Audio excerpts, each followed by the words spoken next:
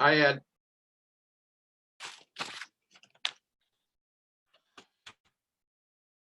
Can you hear me?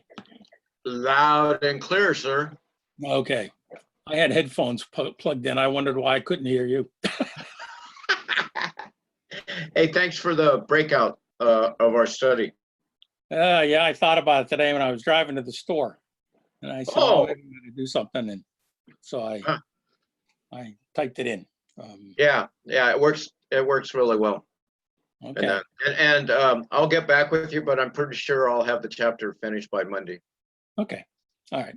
I think that like those first two chapters kind of set the framework for everything that comes up afterwards. Yeah, I think just so far I get what you're directing us, to. And did you see where next Tuesday the Geps are in the present? Yeah, I saw Jeremy wanted to come back. He likes hanging around with us apparently, and I think all those things are rather helpful, even if you haven't read that part of the book or if you haven't read all of it, because everybody relates it to everything that they think they understand up until that point. So you keep hearing things, and it kind of raises our sensitivities to and awareness of what might what kind of notions are coming up, and what kind of ideas is he presenting that might be relevant when you're moving through. So when you encounter it somewhere for the first time, it's not completely foreign to you. Yeah. Hi, TJ. Oh yeah. How you doing? Hey. Let's try to make sure these settings are right. Yeah, you're a little soft. I know you're a soft-spoken guy, but Let me turn it up here. How's that? That's better, but it could go just a notch or two. Yeah. This thing is crazy. All right. Yeah, I think they got my time zone wrong because next week with the Gepser is supposed to be at noon Mountain, and they have it at 2 p.m. for me, and I'm behind Denver, so it should be 11 o'clock. Well, if it's any consolation, it says 2 p.m. for me too, and okay. I'm 8 hours ahead. So. No, that's not good. No, that's not good. No, not at all. There is that little line of code that does the time translations. Oh, and okay. If you don't, I changed it on ours. And you actually have to like go in and edit the settings in you just can't like copy and paste the line. And it's too dumb to know it's been copied somewhere. So it kind of like loses its mind. And you have to go in and pick it from, there's a drop-down menu when you put on the field, and then you can pull it down, and then it realizes, oh, you actually want me to do it, so. That's what I love about technology and code, As always, just an improvement all around. Yeah, I know. It's just right. boosting that productivity. If I got paid a nickel for everything I had to copy and paste and then edit to make it work, I could have retired 5 years earlier. Oh. Hi, John. Hey. Hi, John. Hi, everybody. How you doing? Very good, thank you. How are you? Not as hot as last weekend, huh? Oh, what a blessing it is. It's wonderful. We had a heat wave that broke we have last to wait till next week. Oh, another one. That's what I Another heat heard, wave? Yeah, We got another one. Yeah, we hit 98 degrees yesterday, and a new record was set 2 days ago in North Rhine-Westphalia. Well, Paris as well, but North Rhine-Westphalia, it hit 104 degrees. Oh my God. It's never been 100 degrees in Germany. Well, it's never been 98 here. I know. I've lived here for a total of well, I about think 20 it might have been in the Jurassic period at some point. Well, I know, but they didn't have it staked out like this. Was Geoffrey We should going laugh while, to join we us? should laugh while we can. Yeah. We're in deep shit. Oh boy. I grew up in Texas where heat waves were the norm, but This is true. 10. I think I've been around 104, 105. I think 110. Yeah. I experienced that. And really, your brains start to fry. It's so Yeah. intense. You know, you could literally drop an egg on this concrete and you could fry an egg. It's scary. And I don't know how those poor people do it in parts of India where it hits 130. I mean, that's like horrific. That on the one hand, and it's also much more humid than Texas. Yeah. You know, I experienced a lot of, even when we were in California, we always had a week in July where it was over 100, but relative humidity 10-20% at best, most of the time lower. But and I grew up in Western Pennsylvania, and a normal summer day was 95 degrees and 95% humidity. So it was like, you know, it's like walking around. You just might as well take a shower. Well, you're wet. You're just wet. And I think it brings into focus for me that sense of the autonomous self. Yeah. It's a lie. As soon as you get a really hot day, that autonomous self goes out the window. I can make no plans at all that I can fulfill when the weather's that hot, you know. No. You can forget it. That's why we spend a lot of time, especially in the evenings, just sitting on the porch, waiting for a breeze or something, you know, some air to move. You know. Yeah. My African ancestors are laughing at me because this boy can't take heat at all. Yeah.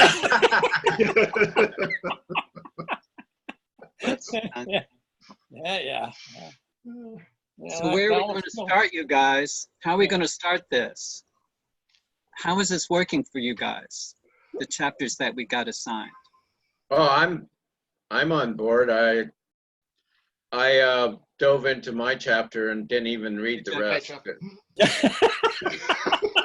Which is just fine. I think we all kind of took our chapters and read them a little more deeply, but I couldn't get out of the rabbit hole. I couldn't get out. That was a hard chapter.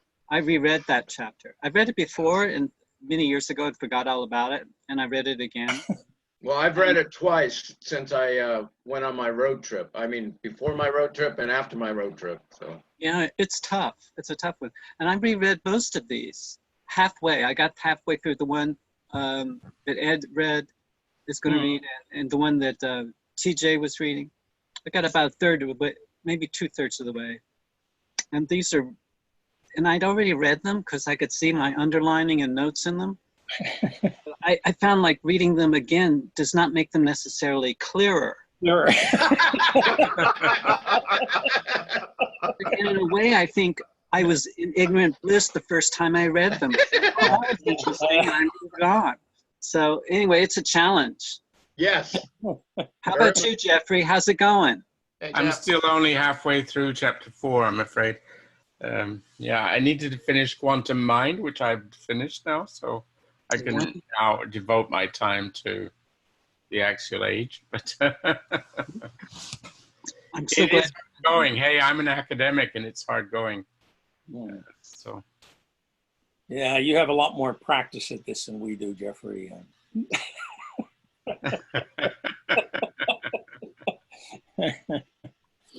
Well, I did find your comments on Donald rather refreshing. I have to admit. I have a couple of issues with the man myself, but I can understand where he's trying to come from. But I think it's a case that you can't get there from here. yeah, Like, and like you said, he's assuming a few things that just they don't. He gets himself wrapped around his own axle, and so you never really get it sorted, so to speak. I know it's a bad image, but it's. Well, we could start there. I rather like Donald, but that's probably, as John just said, it's probably ignorant bliss because I know nothing about cognitive science. But I really appreciated. Go ahead, start. I really appreciated. I kind of gave him the benefit of the doubt on the. I didn't read it again, but listening to you and reading your comments, and I sort of went back over. I think he is trying to get to the right place, as you say. But he's just got a very wonky way of doing it. And I still don't buy all of his argument. I liked the sort of corrections that Jung. It's a bit odd reading a guy called Jung, but who's Matthias Jung, you know. I have to keep reminding me this is not that young. It's not that young. Yeah.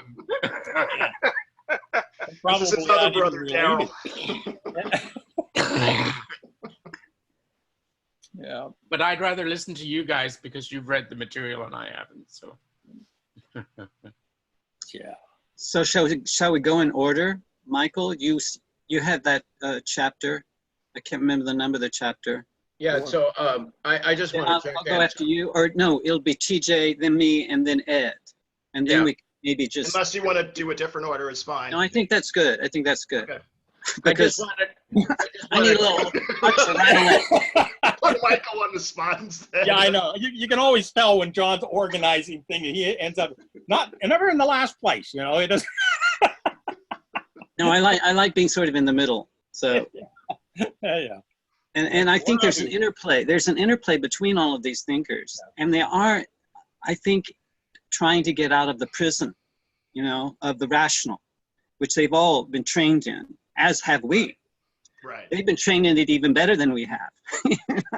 So I think I see, having read Nora and studied Bateson recently, how these cognitive silos are very, you know, we always talk about the interdisciplinary and all of that, but very few people actually practice it. Maybe Geoffrey, you've had direct experience of trying to orchestrate these kinds of, you know, in-betweens.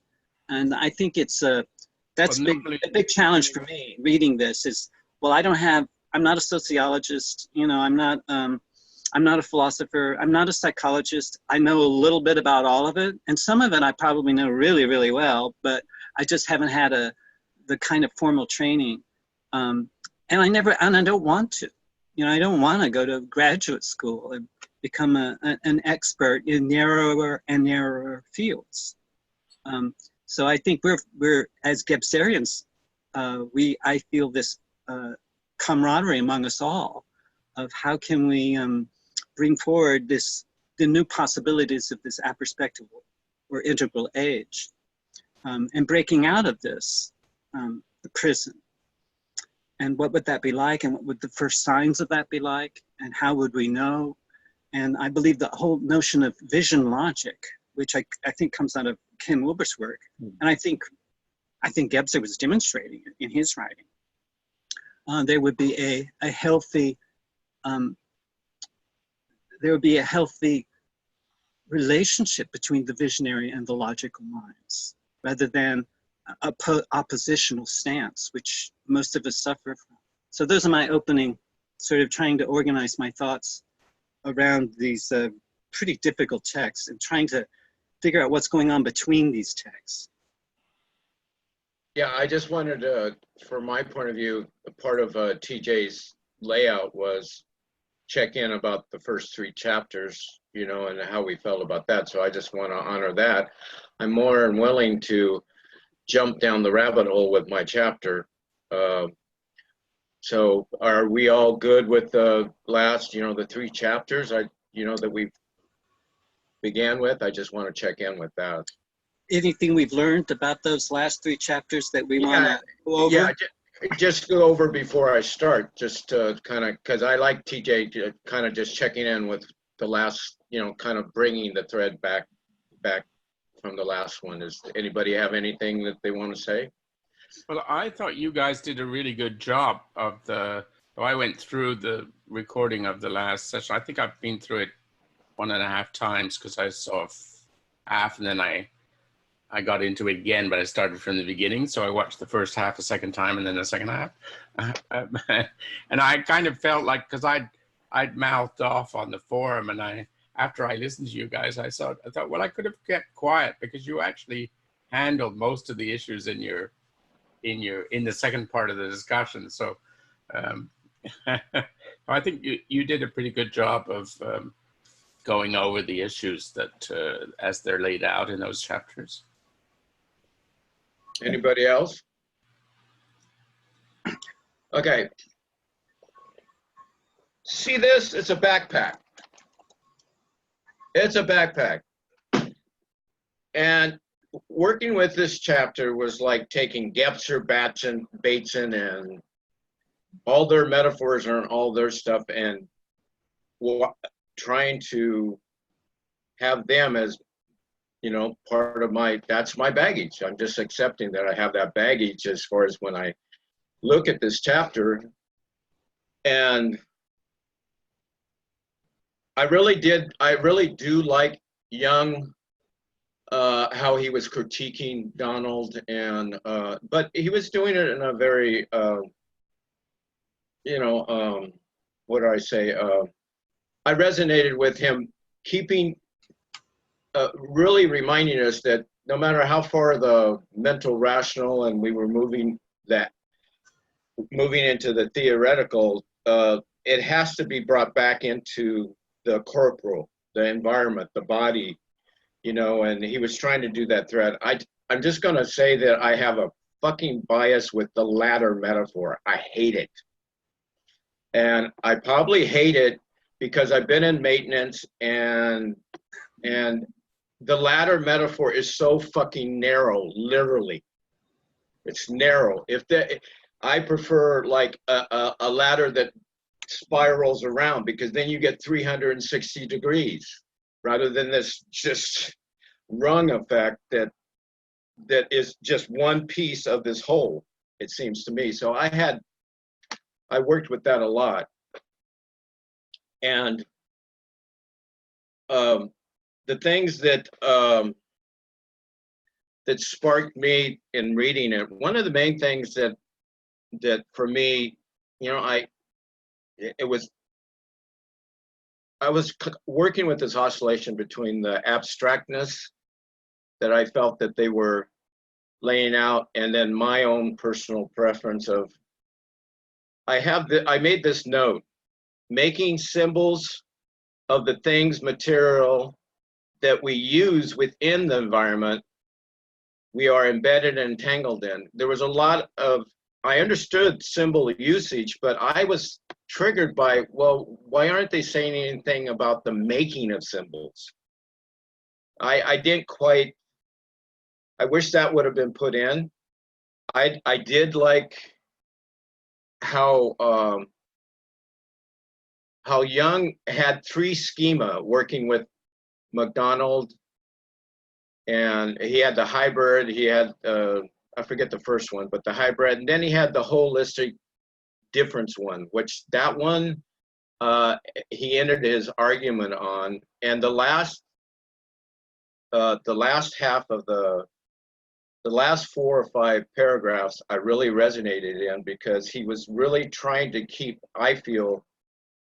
everybody honest, and remembering to come back around, be holistic rather than just straight linear out. He had this metaphor of this notion of trying to create a freestanding point of view. I really liked that he was challenging that notion. I just want to, this is a little sense of humor in me working with this chapter.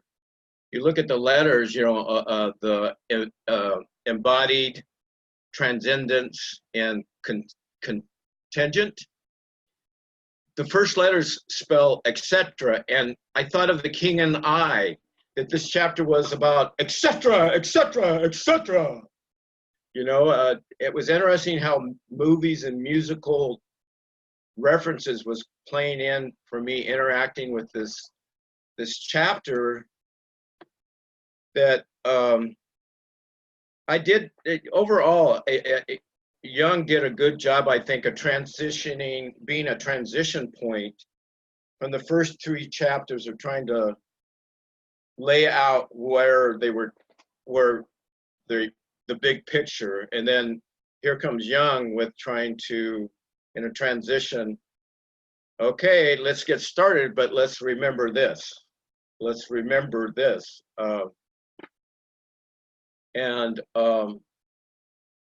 I guess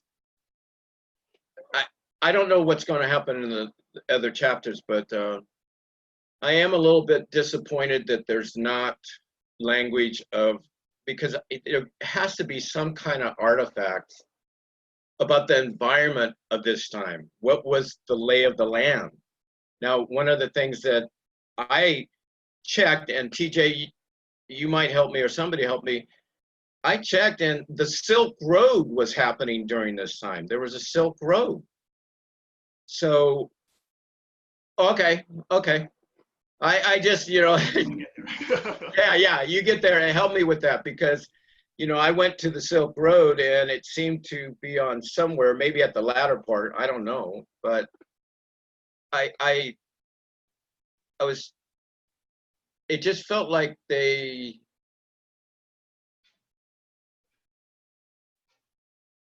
felt like that, well, I'm going to use Gebser's term. From my perspective, Yeah, I wasn't the first. yeah, from my perspective, it was a little rationally deficient. And I mean, because I think it could have been rationally more efficient. And this is, I don't know if this fits in. I'm a little bit leery about this metaphor, but not enough color, not enough, you know, it was too little, too much black and white. I mean, I can handle black and white, but I want some color around the edges, if I can put it that way. I posted on the Axial note, I know Ed and John seen it, that I had 3 images of a person with a backpack going into the forest with a log across it with an opening. And then I had another one in the Grand Canyon, but the last one was Picasso's girl in the before the mirror. And so I'll just say that image is the way I feel about the book up to this point. I feel like I'm relating to it like Picasso. So I hope that to quote Johnny, I hope that stimulates some conversation. That did stimulate me. Did you have anything to say about the Silk Road? Was that something you know something about? I was just going to put it at, if Jasper's period is like 800 to 200, I was just going to put it closer to the 200. Yeah, because during the Axial Age, well, if we're going to, I don't want to get into all the details, but it's really that the empires that kind of came up out of this period of chaos and kingdoms fighting and everything like that, they're the ones on the bad side. They kind of, you know, made everything authoritarian, but on the good side, they were the ones who were protecting their section of that trade route. And so that's when it really started to take off, because there was stability there. You're not gonna, you know, bandits are gonna, you know, run into trouble trying to take people's stuff. And so that was that's at the tail end of it. And the Jaspers actually thought that was indicative of the failure of his wonderful common humanity coming together during the Axial Age, because it kind of ended up getting parceled out into imperialism. What I love about the little bit that I know about the Silk Road and looking at maps of it, they were like nodes in a network, so that there were hotspots where people gathered and they swapped stories and narratives, and they shared poetry and tantric practices, and they probably were some belly dancers. And they were also doing mathematics. They were sharing mathematics. So it was a really pre-internet age. You can imagine how, you know, they took home with them more than just spices and silk, which were the big hot item commodities that they wanted to sell. Spices were really, really important to people. Their smell and taste, they really were addicted to the spices. Must have been like a cocaine to them or something, because they paid a lot of money for it. I think salt and sugar were on their list too. But anyway, I was just remembering that. And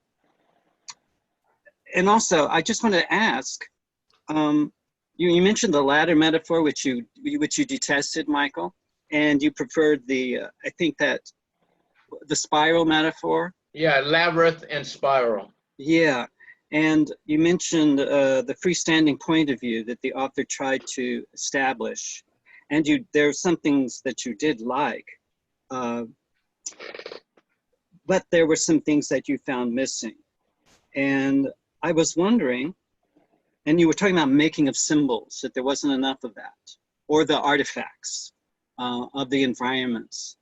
And Is there a relationship between all of that and storytelling? Yeah, Empire?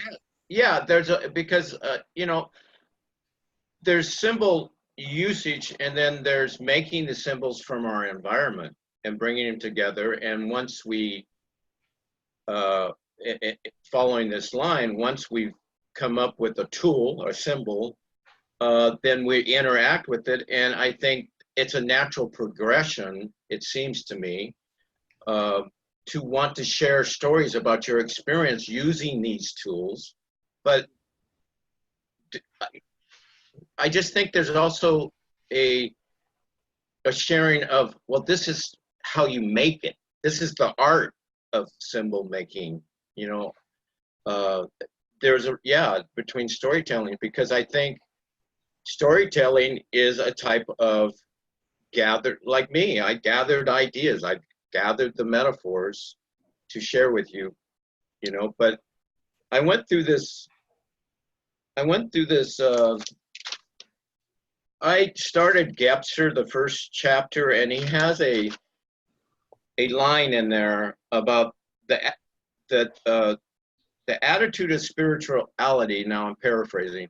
The attitude of spirituality comes through a insightful process of intense awareness. Now, intensity has been floating around, and his notion of that. And so I would say storytelling is a way to work with our intense life. We tend to, but the kind of the downside of storytelling that's part of my meditation practice that we look at is how we can use storytelling to control the intensity, to not be in touch with it, because it's scary. It is fucking scary. But to try to do this with our narratives and our words and our symbols, that's the deficient rational for my acting. That's the rational acting deficiently, because its need to control is losing its contact with what your hands can do with it, Right. to put it that way. So it's the domination of the theoretical rather than a harmonization of the narrative. And yeah, it's the domination. It's the domination of it. It's like, and because this all comes out of, I keep going back, but I have to, my experience with trauma is learning to stop the hypervigilant rational trying to dominate what I'm feeling, and instead work with the rational as helping me just get curious rather than dominate, get interested, back away from the domination controlling, so that you stop the cycle of fucking yourself up. That's very helpful, Michael. Does anyone have something different, or any questions or comments? I just wanted to say that what you're saying, I think you're right, Michael. It's funny that he talks about embodiment, but not about things. Because how can you talk about embody and then not talk about artifacts? I mean, the two go together. Yeah. And it also reminds me, I think TJ, can't remember if it was this discussion or another one, but you reminded us about Ingold's book. And of course, Ingold's work is all about making. Yeah. And it's like, these guys haven't read Ingold, you know, I mean, and Ingold and this whole, the whole making thing would make this discussion so much more alive, because Ingold is all about putting the life back into things, right? So. Thank you, Geoffrey. Yeah, that's exactly, yeah, that's where my intuition was coming from. Yeah, so I mean, his book is called Being Alive, so Ingold. But I think your insights are exactly right, Michael. Thank you.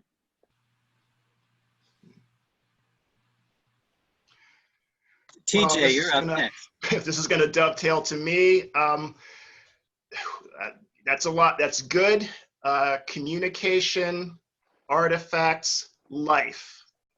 I'm going to pick up on all of those threads, because that's where history comes in. and sometimes not to pat that discipline on the back as I pat that discipline on the back, sometimes bringing all of that together in a coherent and a holistic way of looking at the past is what history is trying to do. So I have a rather long set of things, if you guys will indulge me here. Start by reading from, get it on my camera. This is Pamela Kyle Crossley's What is Global History? Oh, wow. And it's just it's a short little treatise, like an introduction to the discipline. But she said something, I started touching upon it last time we were here. The idea that the past is a story, while found in all cultures, is a perplexing one.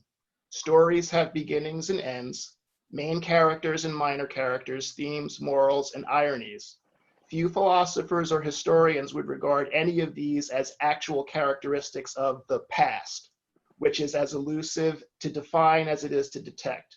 History is not the past, it's the story we tell to represent the past. Historians hope to tell the story that best fits the totality of the evidence that they can consult. They sometimes agree on the meaning of the evidence, more often they disagree. Few or no historians actually believe that they are recreating or reviving the past and telling a story. They are representing the past as a narrative arc for purposes of understanding and very often for purposes of teaching.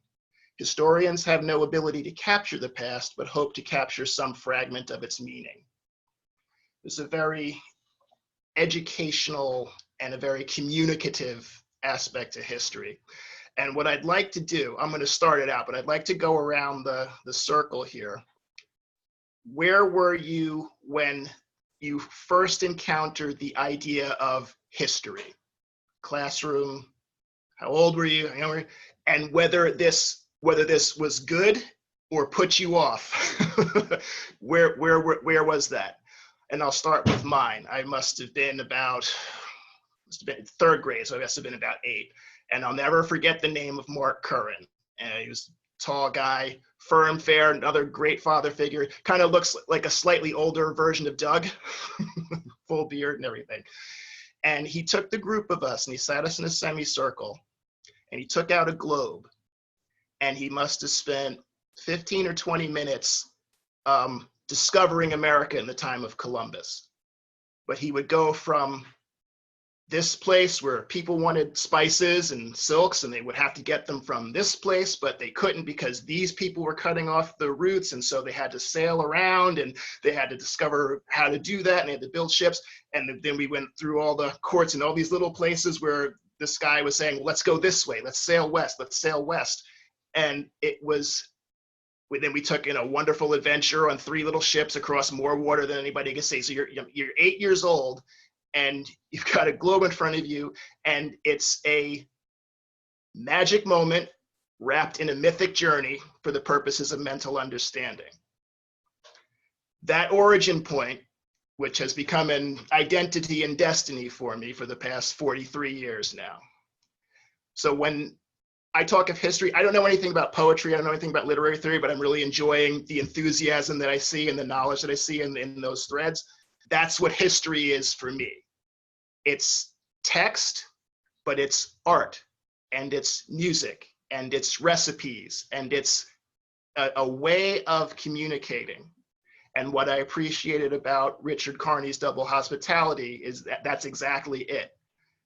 I consider myself to be a bit of a cultural relativist, but I specifically define relativism as not nihilism, not the absence of standards anywhere, and not a kind of, well, it's relative, so it's interchangeable. That's not, neither one of those processes is what relativity is. Relativity is, this is what it looks like from here.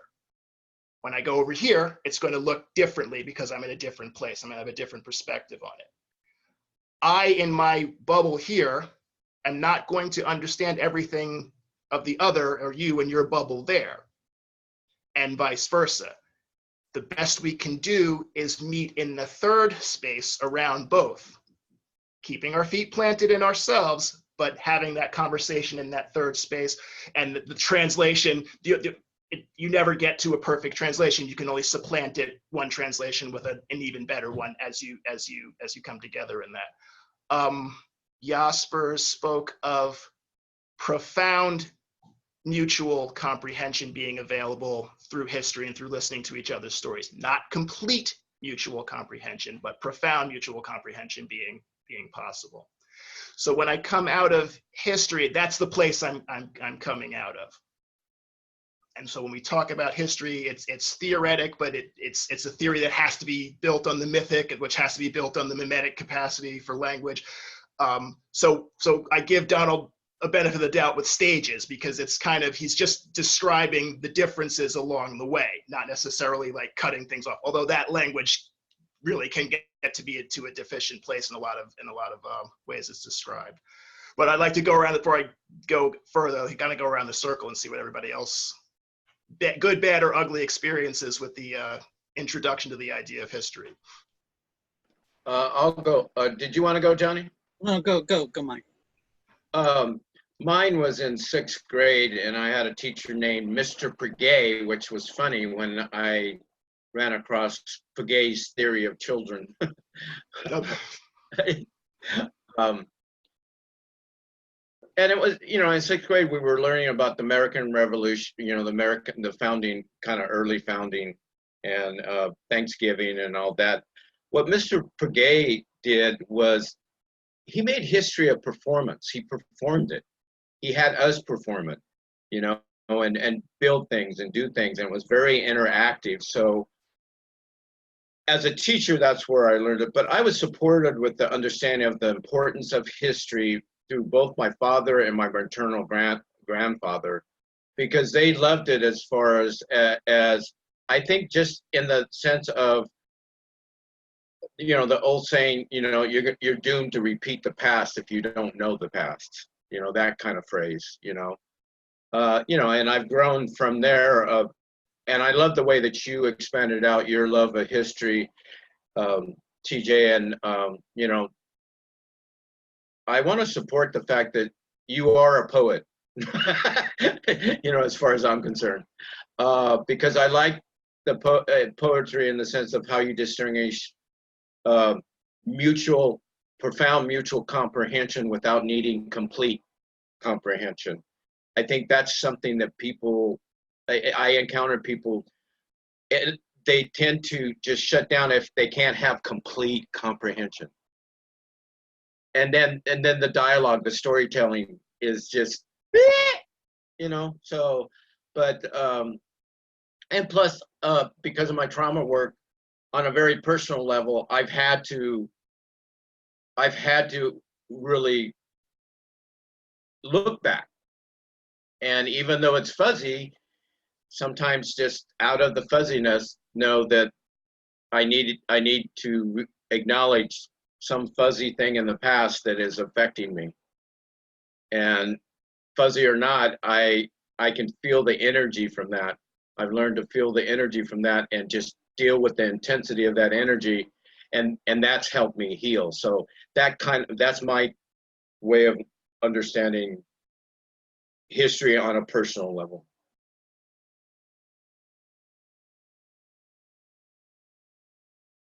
Well, I love that question. Thank you. The first thing that popped into my head, and I'm not sure why, was H.G. Wells. I think he wrote a story of everything or something.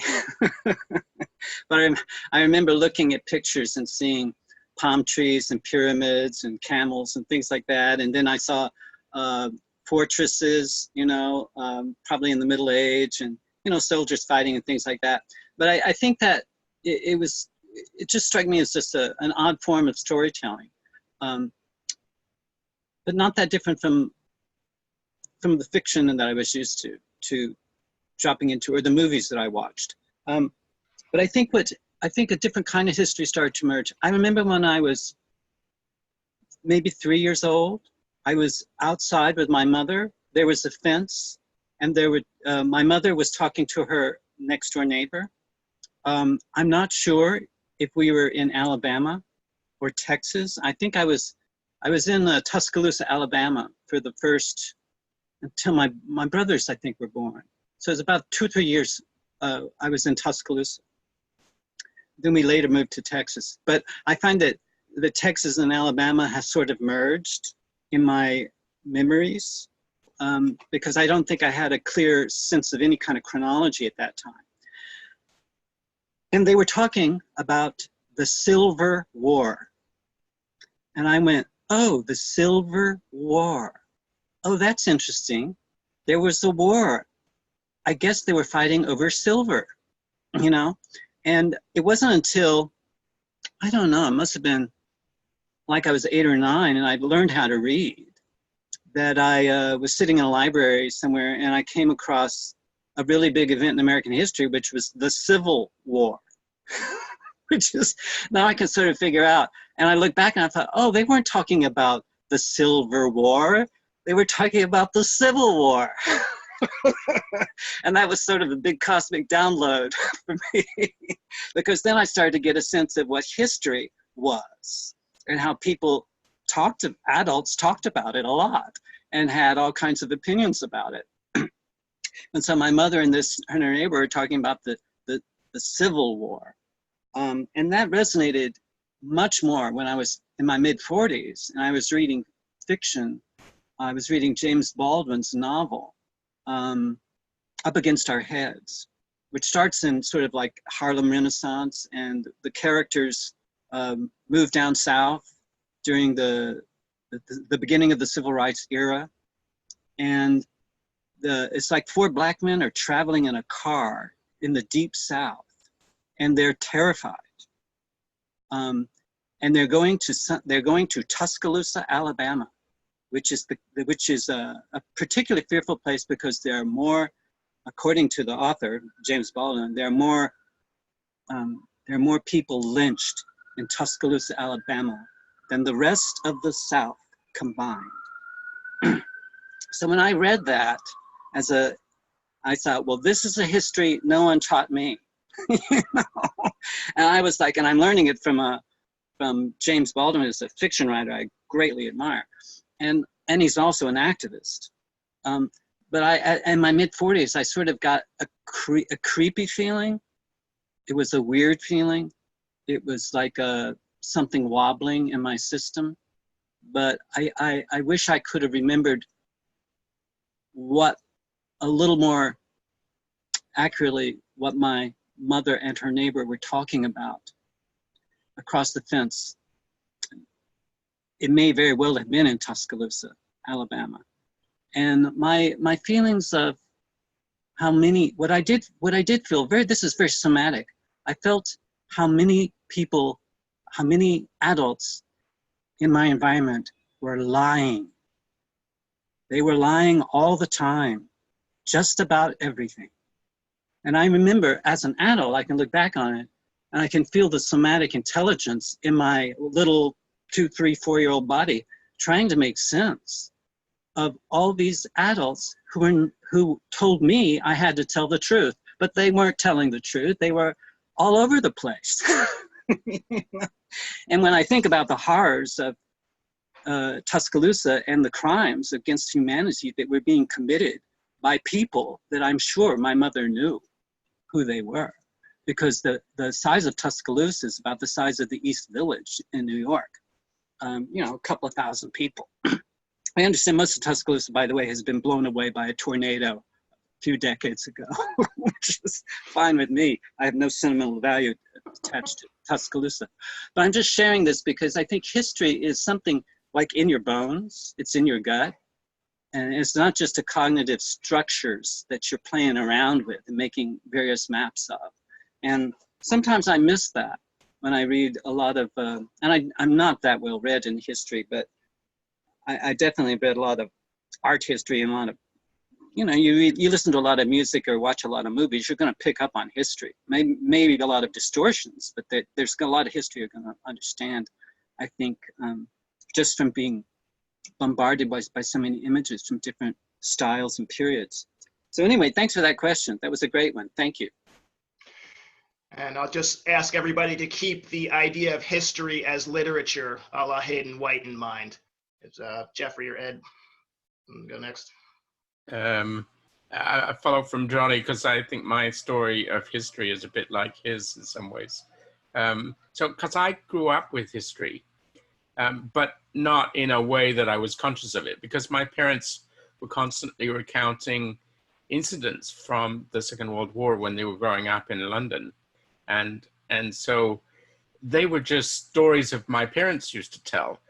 And I didn't connect them to history per se until much later. But I think where I really became aware of the idea of history, and so my family emigrated from England to Canada when I was 10. And so I went from the school system in England to the school system in Canada. And in the school system in England, in history class, we'd been studying the Tudors and the, you know, the kings, and you know, that was what history was in England, right? Well, in Canada, it wasn't that at all.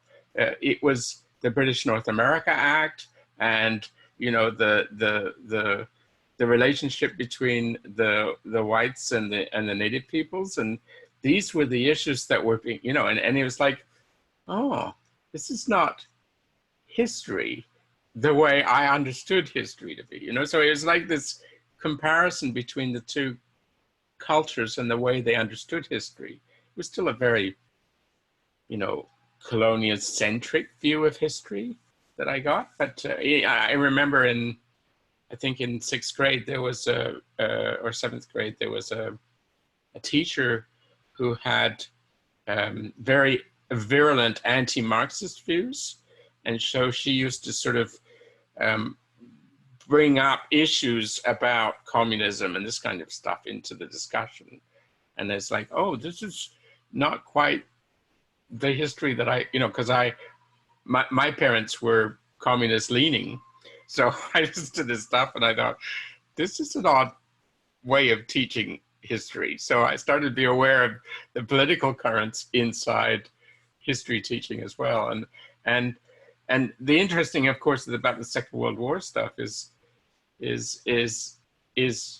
know, my writing now is about the Second World War, and all of this, I think what I'm trying to get to is the same thing, that in a way that Johnny was saying, that history is visceral. It's not just the stories and the intellectual arguments and all the rest of it. The story of what happened to my parents in the Second World War has, in some sense, defined my life. You know, so it's not just an abstract history. It's something that's in the bones, right? So. Yeah.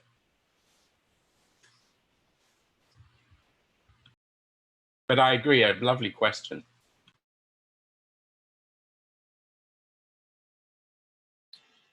I'll agree that it's a lovely question, but I'll tell you the truth. I hate questions like this. And I'm not going to be able to stick to text. Two images popped into my head. I have very little recollection of what happened when I was in school. I was always there. I had perfect attendance for years and whatnot, but don't ask me what I ever learned there.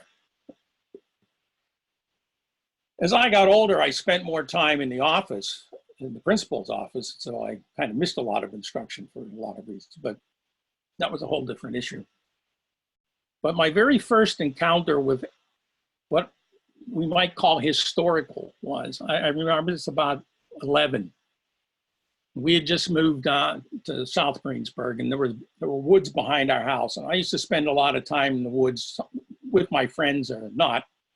And as every young kid in South Greensburg at the time, you were a Boy Scout. So I had this, and you always had some silly project that you had to work on. I think I had to collect like leaves from trees and identify trees or something like that.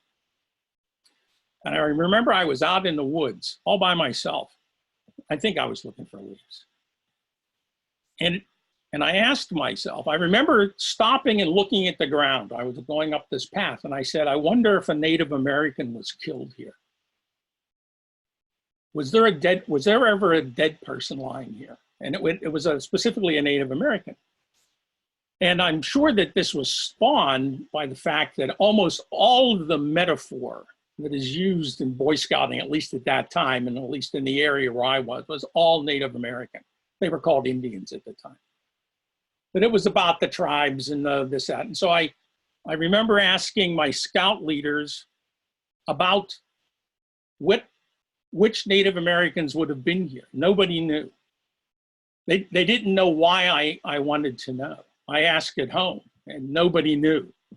And they didn't think it was very important. So like John, when I wasn't in trouble, I was in the library and I was looking around, and so I was looking for stuff. And there was as good as nothing to be found. And to me, it was, so much has happened on this earth. This was my thought now. I don't know if I was thinking this, but so much had happened on this earth and we don't know anything about it. And nobody seems to care. But maybe it matters.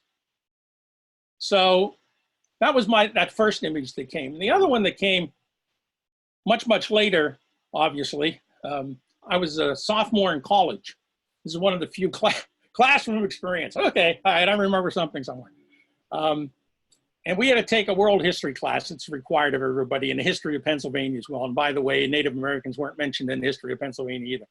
But I remember we had a take-home final, but we had to show up when our final was scheduled because the prof had something he wanted to do with us. That was the only nice thing about my college career was all of the take-home finals I got, and we actually got real instruction, real classes in those times. Not in the lectures were, forget it. You know, I don't have trouble sleeping, and they helped greatly, but not having that problem. It was awful on it. And I remember that he did 2-hour session on America's entry into World War II, and all he did was play music and link the music to the feelings of the time and how this, let's say, shaped America's attitude towards entering the war. I don't know if he had a grand statement to be made, but what impressed me was none of it was written down except as a musical score somewhere. It was just, he played these sounds. He let us hear the sounds, and and then he kind of like you, I guess, like, you know, those put on the spot questions. Oh, well, tell me, Mr. Mahood, what do you think of that? You know, well, I don't really think anything. I thought it was a pretty cool piece of music. You know, this is about the extent of my aesthetic understanding of things at the time. But nonetheless, it showed me that what most people didn't think was bad. He never mentioned music in his entire course, but this one session was all about that. And if he had done more of that in the others, then I think we would have all gained a whole lot more, because we would have had this different access. You know, I realized that whatever I thought I understood history to be wasn't that at all. It's something else. And so those are the only two points of tangency that I have with your questions there on how I remember that. And one was relatively early. You know, don't ask me anything about my life prior to age 6. I don't think I have a single memory. It's just, I remember I was there and people show me pictures and tell me that's you. Okay, well, I believe them. I couldn't prove it or disprove it. I guess it is me. But, and I have my youngest daughter is like that too. But anyway, that's my history. I just heard a lot of life experience. I heard a lot of stories. I heard a lot of, I remember this. I heard a lot of, and that's what, I think that's what the value, and I'm speaking for myself. I mean, I'm reading more, forgetting more philosophies of history than, you know, people have bothered to read, and for good reason sometimes. But if it's not connecting you to the present, it's kind of useless. And if the present and past and future are not pulled together as origin, identity, and destiny, you're kind of, it's a useless exercise to go and just kind of dig up artifacts. You're going to have to put some kind of meaning to history. What Whitrock does in this essay about the axial age is, okay, yeah, whatever transcendence means, and then chapter 7 is really good because there's no single meaning to it, although it can be an important concept. Mundane and transcendental, and the Axial Age, whatever else is going on, is also a time of great economic, military, political crises. It's a time of people living and trying to figure things out, who have never met these philosophers, are not going to have a conversation with Confucius, although the king might, who's got to, have a policy to do with his state. But it comes out of the turmoil of everyday life in a time of political and economic acceleration. And that's the link with I'm forgetting, Baskin and Bondarenko article that we put in the bibliography for this, where they're describing the entire modern period, the past 600 years, up to the present moment, as another axial age because of its nature as a transitional time where a lot has happened, where the modern world has basically run over the traditional world, Native Americans and otherwise. But as just a time where all of these things are in transition, all of these things are requiring a new, I'll use the word consciousness, it's not really the word I'm looking for, but a new way of perceiving the world, a new way of looking at these things. And so what the axial age was for the ancient world, modern age is for this time. Opinions can differ on that, but that's where Whitrock was coming from. That's what the main point I wanted to get out, to convey here, but that I got out of this particular chapter is when you ground these things, when you connect the physical and you connect the emotional back into it, it puts a different perspective on the philosophical arguments. And you don't necessarily get lost so much in defining things as, well, what did they look like on the ground? Like Michael was saying, with what are the artifacts that go behind this that kind of illuminate the story? Where was it going? He talked about the axial age as also a kind of a birth of historical consciousness. And then he qualified that because he didn't want to give the impression that Mesopotamia, say, or ancient Egypt, or any of the societies that preceded the axial age lacked history or lacked a sense of it, but that this was a kind of reflective time where you kind of thought about thinking about history. It kind of comes online at this point. And I wanted to suggest that historical consciousness is about the spatialization of time. Yeah. Before you have a temporicity of time and myth and oral tradition, and now you have a kind of, you can lay it out on a grid. And that's the transfer, that's part of the transformation that's going on. And it's as simple and as complex as that. That's what I got out of that chapter. Yeah, I wanted to bring back, you just stimulated something I forgot that really intrigued me. He uses Taylor's The Great Disembodiment. Yeah.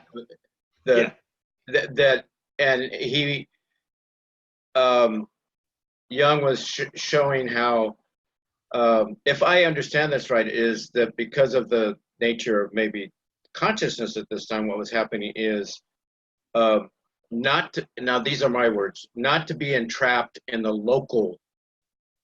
Things became less localized. Now I don't know I associated with more fucking people meant more people were traveling and interacting with each other, Pretty much it. Yeah, and so with that came this, leaving. It's just like me. This is on a visceral level, I could relate to that concept because I left Southern California desert, went up to Montana and back, and just sitting in a big moving truck, driving and seeing the change of geography and people and my experience with my son in that brought to mind, maybe I was on a sort of embodied way working with what I had read before I left, if that makes sense. So that this notion of disembedding, but what I liked about Jung is he was trying to say, okay, well, that's just, I don't know if this is his correct words. Well, that happens, but that doesn't mean there's got to be a come back around too. Right. It seems like that, you know, that you don't just leave it freestanding, that you leave everything that you left freestanding behind you. No, there's still a, I don't know what to call it, but you're, to me, it feels like this freestanding is disassociating without respecting or honoring what came before. And historians, very good point, Michael. Historians are very keen, or many of the better ones are very keen to point that out, that the part of the problem with thinking of the axial age as this break between what happened before and what happened after. Yeah, it's not accurate. It's not true to, you know, that's why I wanted to go around the circle. It's not true to life experiences. People did wake up on July 13th, 1789, and there was a Bastille still standing in Paris. The next day, bread prices shoot through the roof and everybody goes nuts, and people wake up on July 15th and life kind of goes on. They don't see that as, oh my goodness, now we're in the post-French Revolution phase, you know. There's a real continuity to these things. And you don't, you know, we've said it before a million times, consciousness, and we're talking about consciousness as a structure of perceiving the world. You don't negate your biology with that. You don't leave your body. You can have experiences where you do, but you don't, we're still here. We still wake up to this reality from whatever realities we just dreamed about the night before, and we incorporate that, you know. Well, even in, I'm just riffing off of your metaphor at the body, is that, you know, we have a history in our body of being in the womb, you know, and growing. Right. And yeah, we do reach a certain physicality, but then the growth that happens is brain connections as you experience life. Right. I was going to say, is this idea of the movement of the peoples, and that's partly why the history was global. But I think there's a kind of a circular argument one can make here, because it's, and maybe that breaks, I don't know if that breaks with Donald's stage thing, but because these religions emerged in a time where people were moving around, but to some extent, the people were moving around because these religions were emerging. So because as the religions were emerging, there were efforts to convert, and that moved people from one place to another.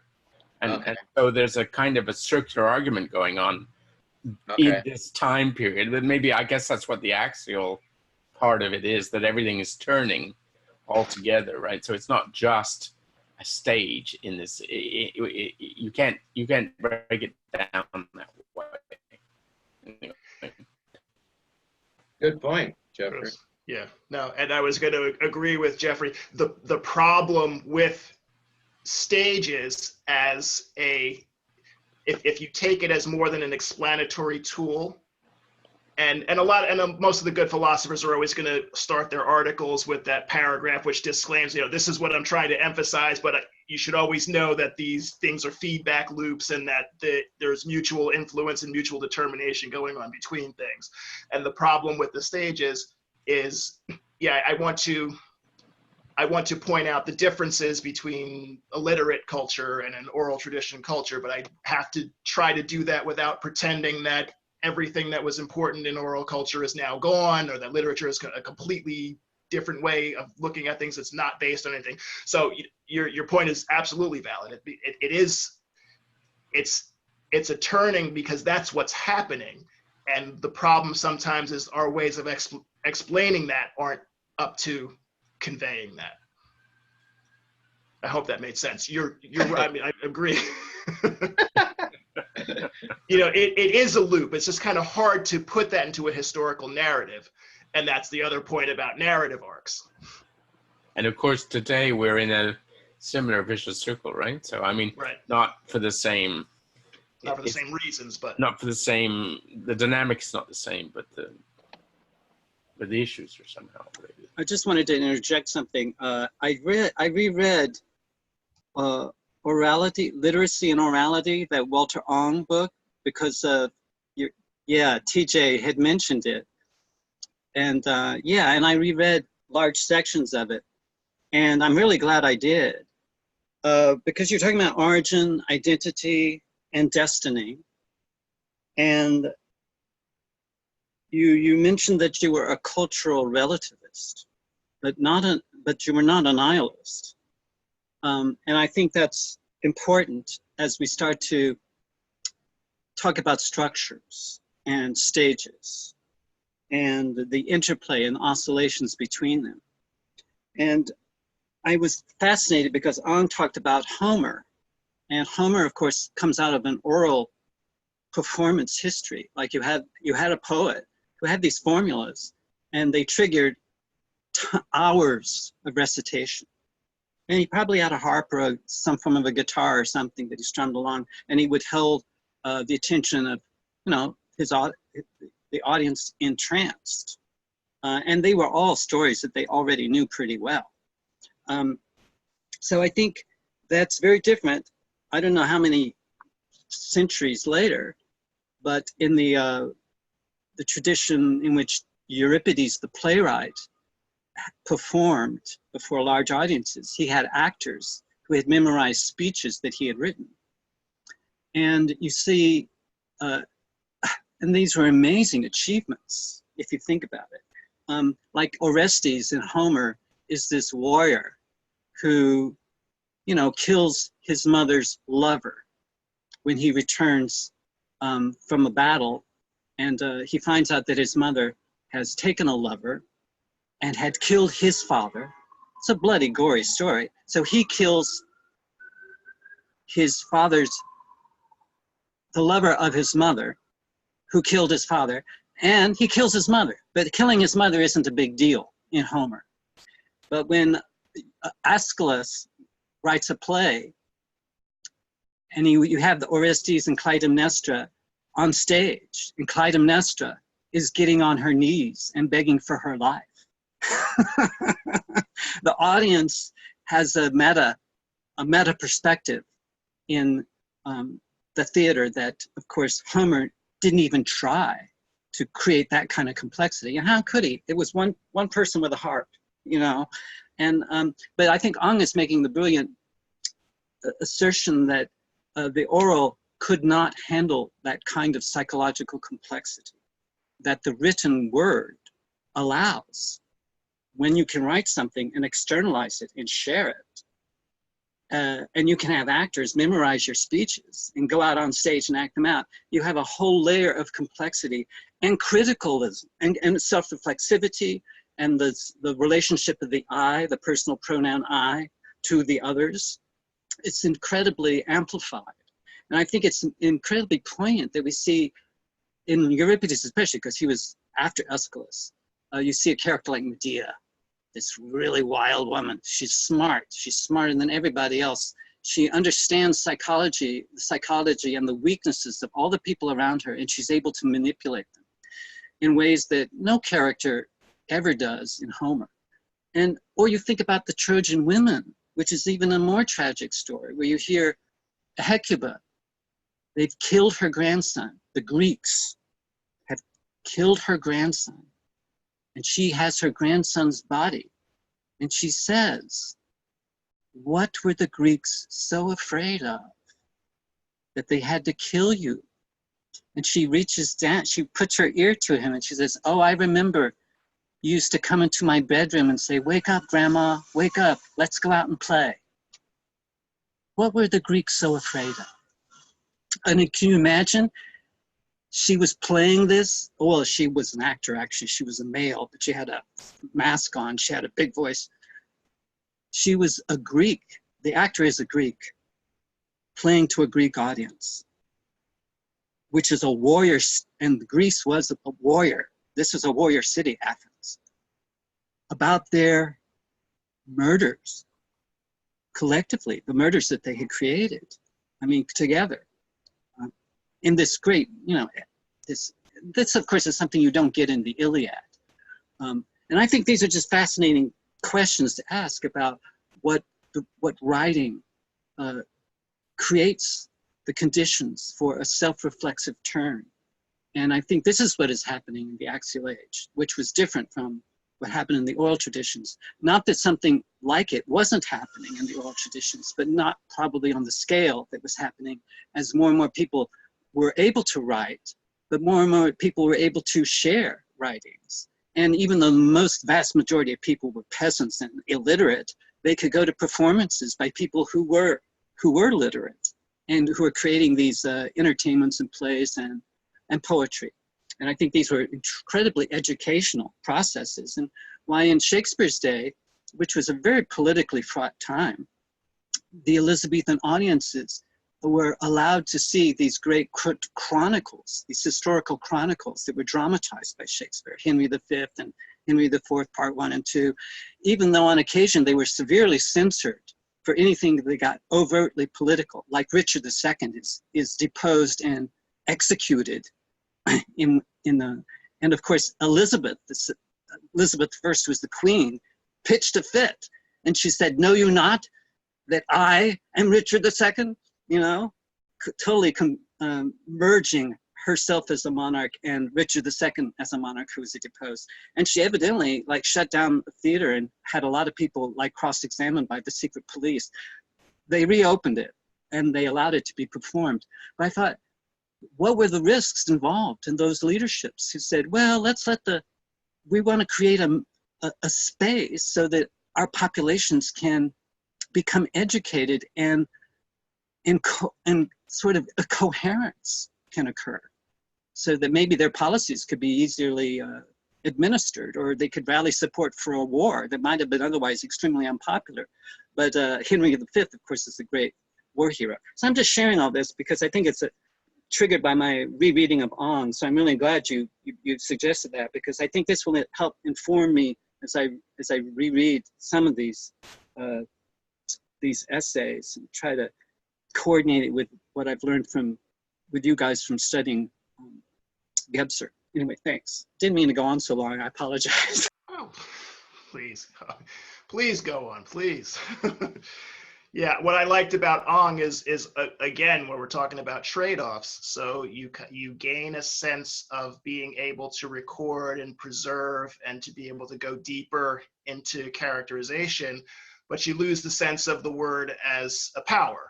It becomes more and more, and especially as print comes online, more and more a formula rather than a communicated action, which I thought was good. And another trade-off of the Axial Age is, speaking of political power, by writing things down and by creating a canon that you can appeal to legitimate political authority, you also have a way of criticizing that authority at the same time. And I think that was Whitwright, maybe a couple other essayists in this anthology brought that out too. The whole mandate of heaven idea for imperial China. You can gain the mandate and you can screw up and you can lose the mandate. And that was all part of the canon there.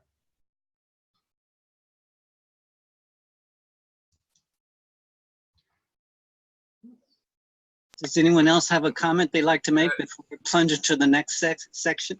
That just raises an interesting question to me, TJ, and I'll just ask the question rather than attempt any answer, but because it makes me think about this idea of transcendence.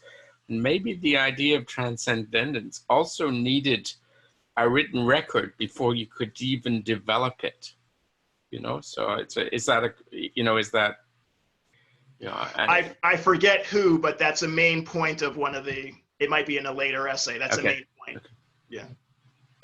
I think Jung is pointing in that chapter, because he talks about breaking down transcendence, and he even said there's many meanings to it. But I think what he even there's a line in there where he says, again, I'm going on my memory, but of having a coming to an embodied transcendence. It's like you go beyond your locale, you go beyond your body, you know, as a thought process or something, but you end up it's an embodied transcendence. It's like you're still here, but you're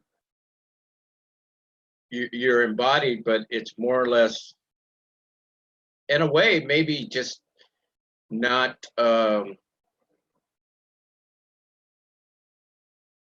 Maybe it's the rational coming online to help us self-reflect, because when you self-reflect, to me, this is the image I have, is I look in the mirror and I can see myself in the mirror, but if you pay attention when you're looking in the mirror, you also see what's behind you.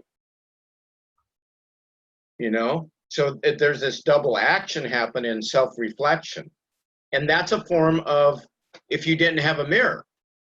I don't know if I'm making any sense, but it's I'm trying to ground it, because he had that phrase, an embodied transcendence, in there.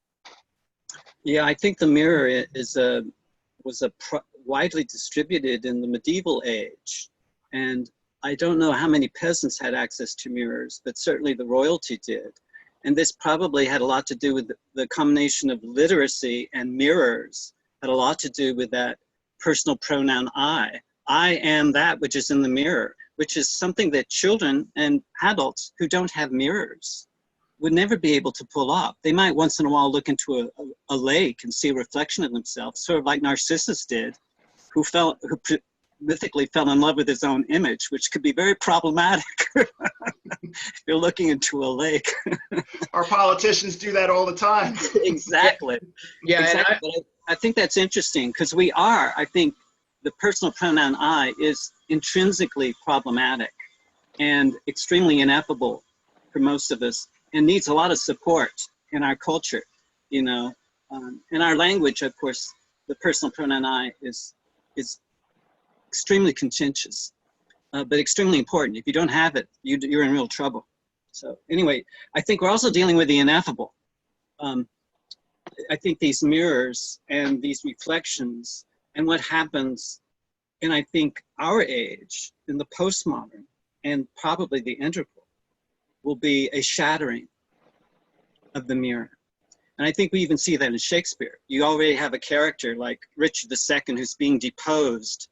He's going to lose his head. Well, he didn't lose his head, he gets drowned, but he knows he's going to be executed by his rival. And he's being invited to give his farewell to the public. And what he does, instead of giving a gracious speech, he says, could someone give me a mirror? And they're all like baffled. And someone gives him a mirror, and he looks into the mirror. He says, oh, this is the one they're all talking about. And he gives a very long, convoluted speech about his own image and how his true time, his true music was broken, and he was not smart enough to hear the string was out of harmony. So it's a beautiful image, very complex image. But I think this will sort of lead into what I'm wanting to focus my attention on, and hopefully our collective attention in this next section. If it's okay for me to just go on and jump right into this. can I just say one thing, John? Just Please. one thing, because I want to get this out, because I think I'm understanding something about myself with words, and specifically transcendence. I'm using a favored sense of kinesthetic, of it being a moving beyond. Now, where that is, I don't know, but I think coming from using that word, transcend, I move beyond, I'm moving beyond. And for me, it's not,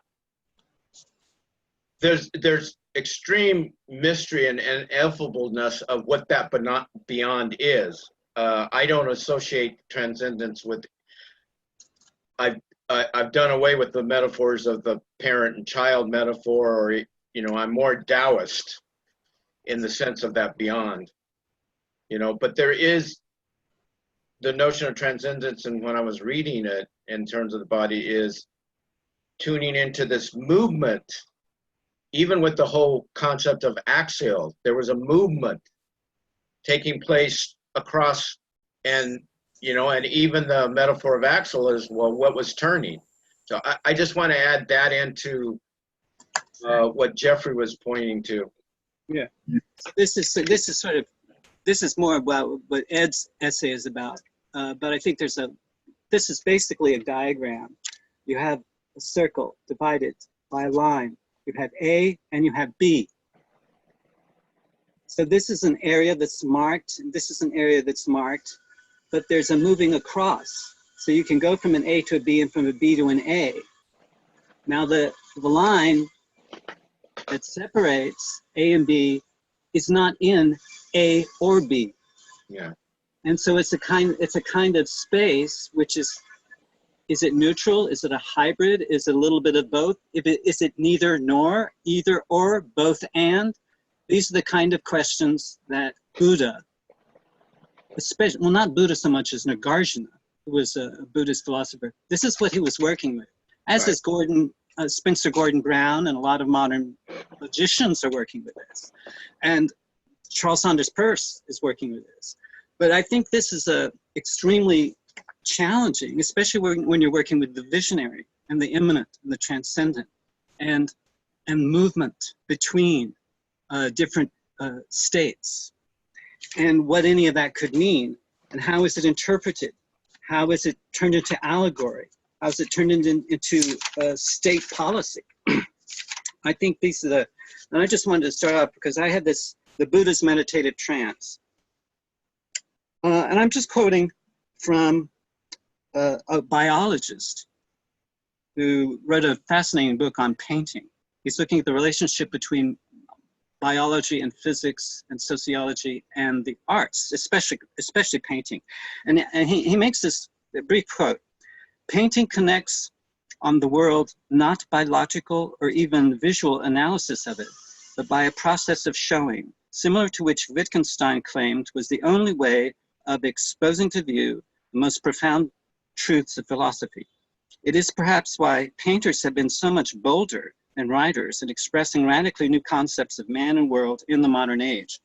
So I'm going to riff a little bit on the ecstatic visionary experience that we can get in music and art, certainly. But what happens when these are inner experiences? What happens when we want to communicate them? And what may be ineffable in these experiences has to be translated through the personal pronoun I to others. And this is where I think visionaries traditionally have fulfilled a certain function. In certainly almost all of our religions, based upon somebody's vision. Usually it's in a small group of people, but it starts to, create waves. And you get allegiances and alliances that start to form. And of course, then those original visionary episodes may get politicized. And you see this in Christianity, and you see it in Buddhism as well. So that's these oscillations between the I, that personal pronoun I, and the it, I think is what is featured in this particular essay. I think he is talking more and more about, he's speaking about the prison of rationality. I think he's talking about the deficient mental. I believe he's doing his best to move beyond that. But he draws upon Freud and Jung, who I think are the wrong people to be looking at when it's talking about the visionary, because Jung is much less so than Freud, but they were very conservative, very Kantian kind of thinkers. And I want to show this is a really bad image, but I'm drawing upon the modern self. This really is the correlational model, the model of the prison. You have a self, a bounded self. An ego is in the middle. The ego projects onto the screen of awareness. And this is also society. But there's a relation, there's a line that separates the ego from the others and things that are outside. So the line separates very clearly an inside from an outside. I hope that's sort of clear. And that the ego projects onto the screen of awareness, but there's a lot from the outside and the others that are on the outside that introjects into the the ego space. So if we're thinking about this, the ego with a screen that is projecting its stuff upon, and the society in which it cooperates, is split off from the others out there. So it's an in here and it's an out there. I think it's sort of similar to that little sketch that I did earlier with the A and the B, and the different kinds of logics that emerge out of this in here, out there. Me, I am here, all of them are out there. And they impinge upon me. So I'm moving towards something else in the visionary episode that can be very shattering to the modern self. And I'm going to use a first person account because I also asked TJ told a wonderful dream a few months ago, and I hope we can look at it because I think it had some visionary elements in it that I wanted to sort of compare, because I think all of us may have these visionary episodes, but it's how are we sponsored in creating spaces where they can be expressed and dealt with in a critical fashion. Because I think that, anyway, I'm in my mid-20s, the AIDS epidemic has hit, many of my friends have died, no one knows what's up. And we're getting mixed messages from church, medical establishment, and the political establishment. So I was trying to make sense of a social situation that made no sense to me at all. And I had a dream, and this is when we differentiate the pre-personal from the personal to the transpersonal. This is very tricky. And this, I think, is what Wilbur was paying a lot of attention to. The pre-personal tends to be demonic. The personal, of course, is what we know as the modern self. And then the transpersonal is something else. Then that gets very complicated. But I'm going to offer this as a sort of case history from my own personal experience. So so I say this is not just a dream. It's not just personal. It borders on the visionary. So I am on a street and I am seeing slaves, people in bondage. They have chains and they're being dragged through the street. And I scream, "Do you want to live like slaves?" And I start to run. And I run to this meadow. It's a very beautiful meadow with a hill, and there's a light shining on it. And my feeling is if I could get to that light, I will be vaporized and I will be beamed up into like this, whatever it is, which was infinitely better than having to live in this slave society. So as I reached the hill and I got into that beam of light, my body, my dream body, is being pierced by arrows and by javelins. And I look down at my body and I see, oh, all these spears and and I'm asking, and I'm bewildered, I'm still alive. With kind of a disappointment, I want to get out of here. And if it means I have to die, that's fine with me. I want out, beam me up. And then I heard a voice. It was a male voice, it was above my head, and it said, "Now, go back and make a living arrangement." I didn't know what the hell that meant, but I felt I was moving into a liminal space. And I had been given something like a command, and I wasn't going to argue. But when I woke up, I had to sort of integrate this into the daily life that I was given. How do I make sense of the world, which makes no sense? And I have a responsibility to those that I'm affiliated with and with an relationship with. How can we create something that's going to be useful for all of us? So I'm just showing you a little picture of this. So here, and there's a sequence. We're working with sequence here. there's a verbal statement. After viewing that image of the slaves being dragged down the street, I ask, do you want to live like slaves? That's a verbal statement. That turns into an action. I hope you can see this. An action, which is running up to that hill in that beam of light. So there's an image, I hope I can convey this, of here. This guy's running up the hill. He gets zapped by the light and hit by all these arrows. He moves back. He's given a command. Now go back and make a living arrangement. And then he's going back down that hill with lots of questions about what in the world that's supposed to mean.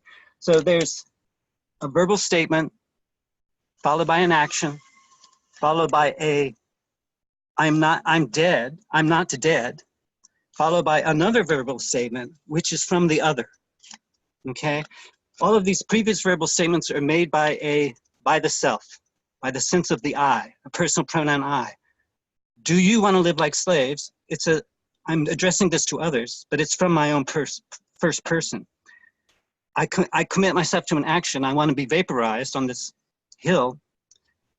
But before I do that, I say, I'm not dead. And then the other speaks. The other is above my head and it's a male voice. So what is my relationship to this other? I'm not quite sure, even now, even though I've had many other experiences similar to this. But there's a lot written, but Stephen LaBerge and a lot of other theorists I could tell you about, but who have a lot of these lucid dreams and out-of-body experiences and visionary episodes. I can't remember the author who wrote this wonderful book, but he mentions that there is an intelligence behind the dream.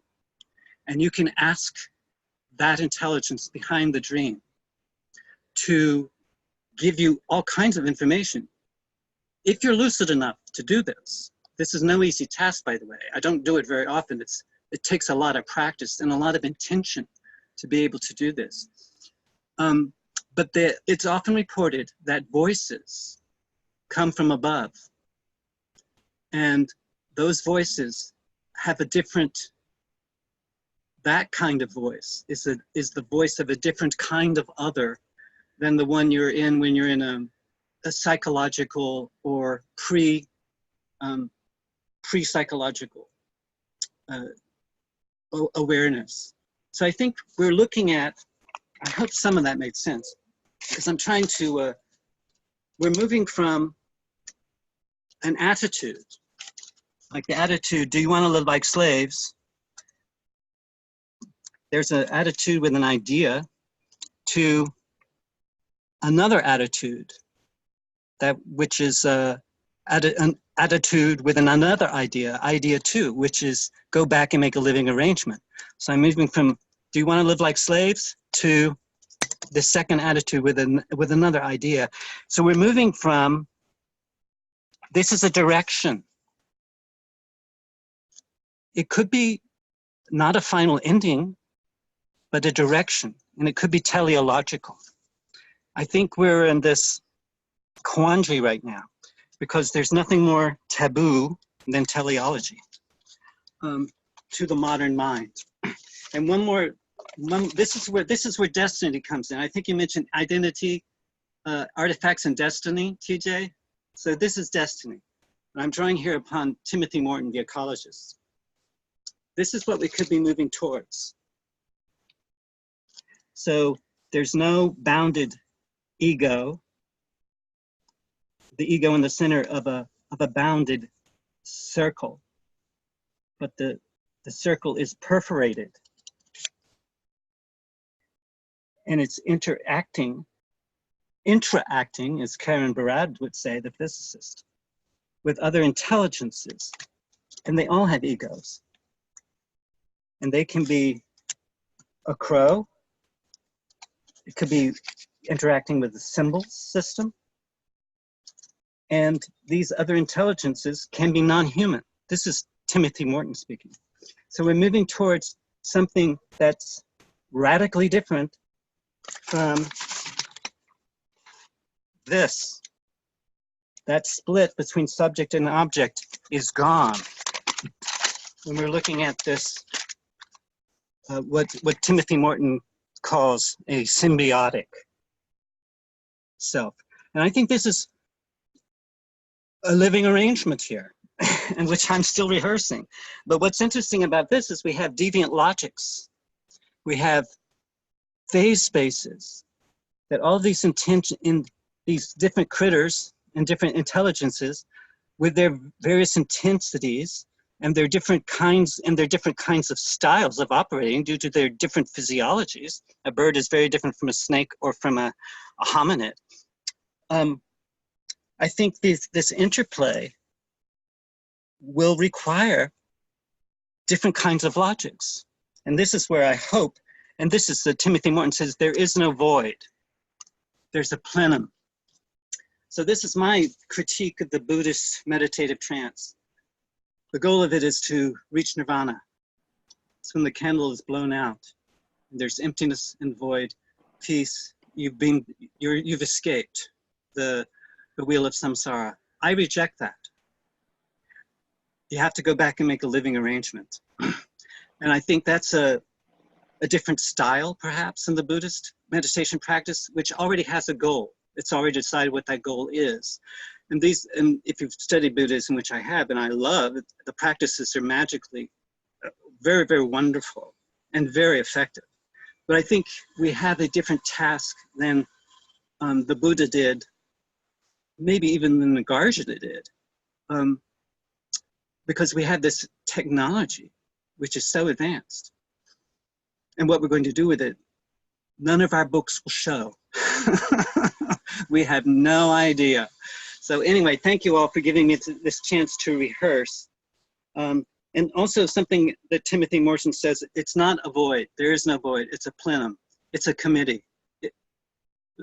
Matter is everywhere.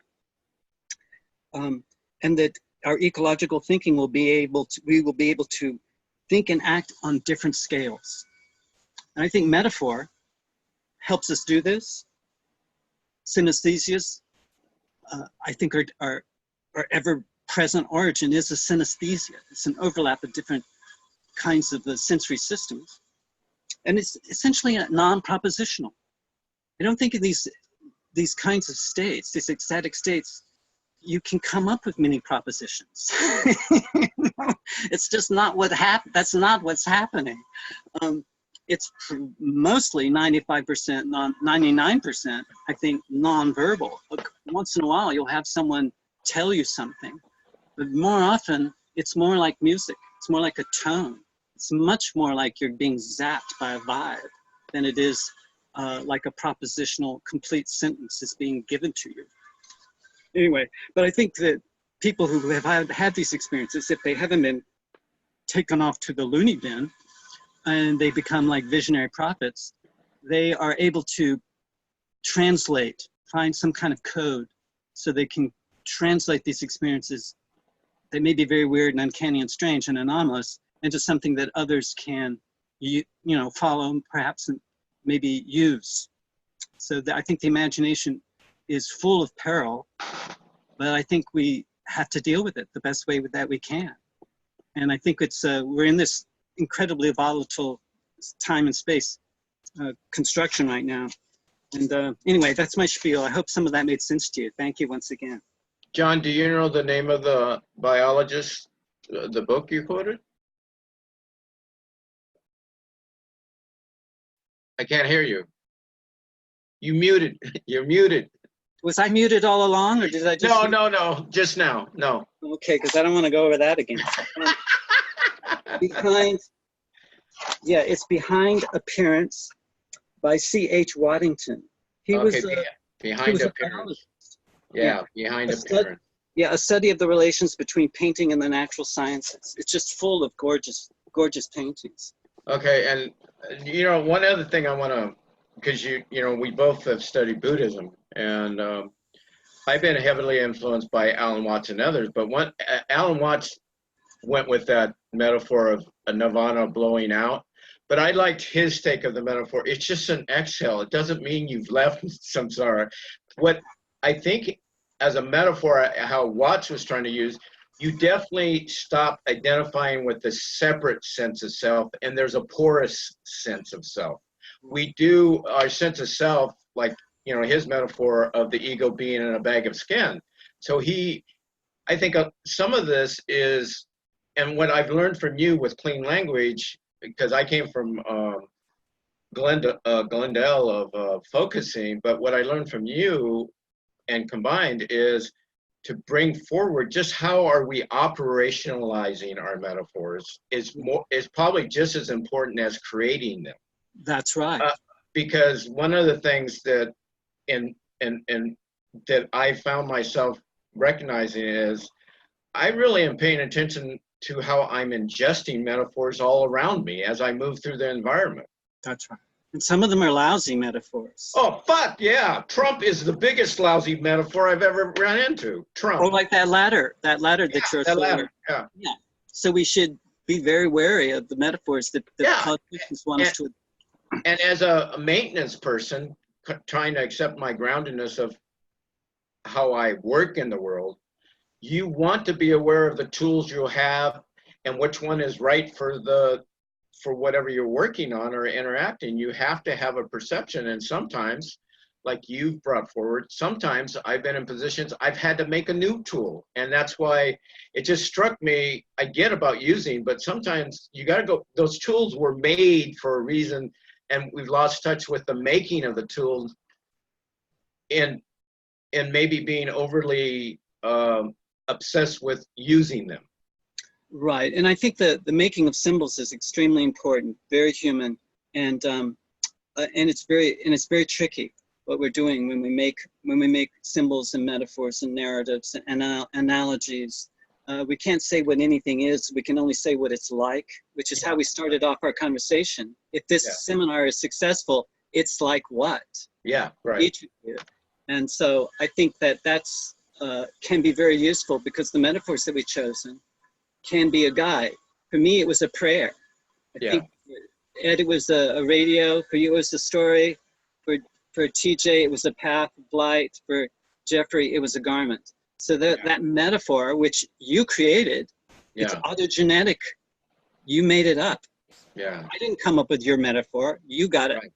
But I know what your metaphor is. You know what mine is. So that then we can, I think, start moving towards something like that symbiotic self, which is not the same thing as blowing out a candle and the ego dissolving. Yeah, right. I agree. Which I think is stupid. It's a stupid idea. We should shelve that one. It doesn't work.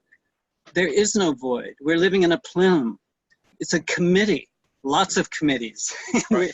Well, and to quote TJ, is this profound mutual comprehension without feeling like without needing to completely understand each other, but just enough. And you need an ego to do that. Both of you will need a very well-defined ego so that it can be porous. It doesn't have to be a solid line that's separated. Exactly. T.D. Suzuki from San Francisco gave a speech, and at the end of it, he basically said, you need just enough ego to cross the street. You need just enough ego not to get run over by your fellow human beings.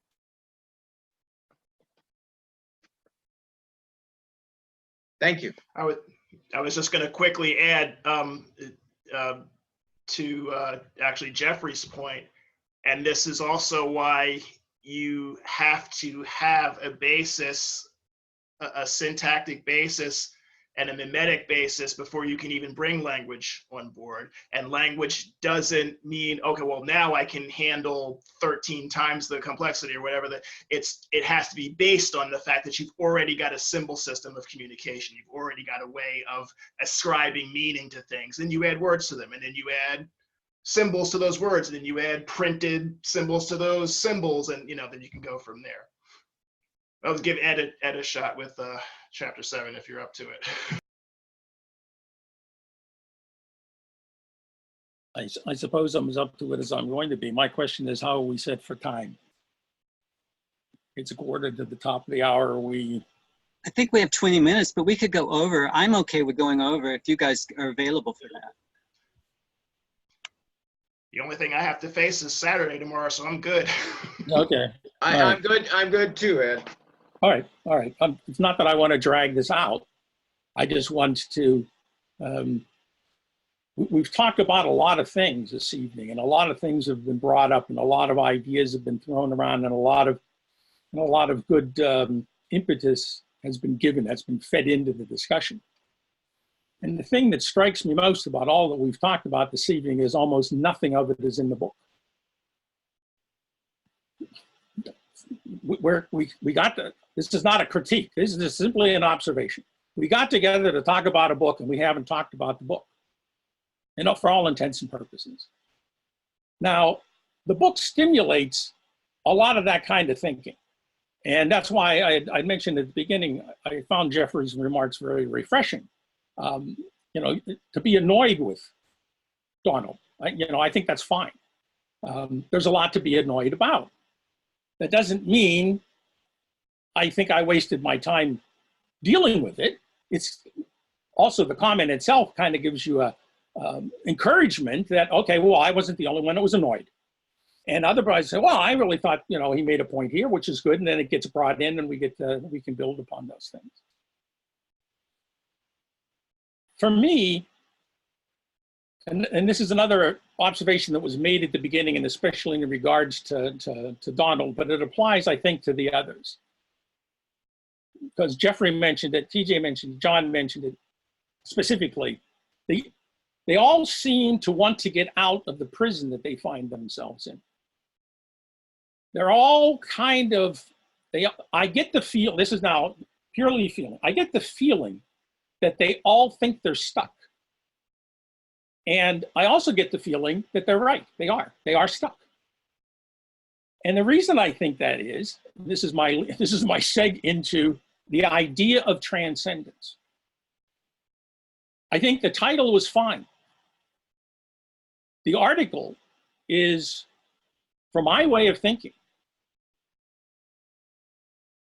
one of the most poignant examples of deficiental rational mentation on the planet. Mr.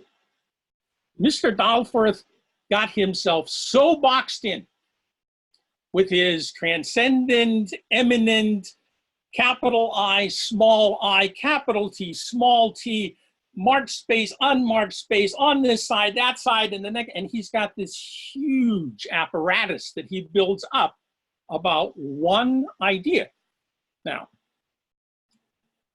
he presents this masterfully. I'm not arguing. He gets praise in that regard. He's doing exactly what, as I understand Gapser's description of the rational consciousness, he's doing exactly that. He is literally the perfect example. This isn't to say that he doesn't have anything to say. He does. He encourages me to continue to believe what I believe, which is certainly not what he's thinking. Because for him, you can't get there from here. And if I understand John correctly, and what I think I heard Michael say, TJ's intimated this more than once, and Geoffrey's on this on occasion, if you're already there, where are you going to go? If transcendence is not really a beyond, it is and it isn't, we can get into that in a moment. If it's not really a beyond, then where do you have to go? It's kind of coming to a realization of something. This is what I heard John saying in his thought about it. It's coming to a realization, not an understanding in the true, let's say, conceptual sense of understanding the definition, because that's what he does here. He takes an idea and he turns it into a concept. And it is nothing but a concept. It is only a concept. It can only ever be a concept. Some of the co-authors, especially in this first section of the book, I think it was Jung, was Jung or was it Whitrock that got into the reflexivity? That, okay, well, it's about thinking about something. He's trying to He's trying to get over that. Even the chapter you read on the Buddha, John, he even says in there, well, we really need to think whether Buddhism is really a religion, because actually how do you have this philosophical switch if it's actually all about religions? And it's very difficult for some people to see Confucianism as a religion.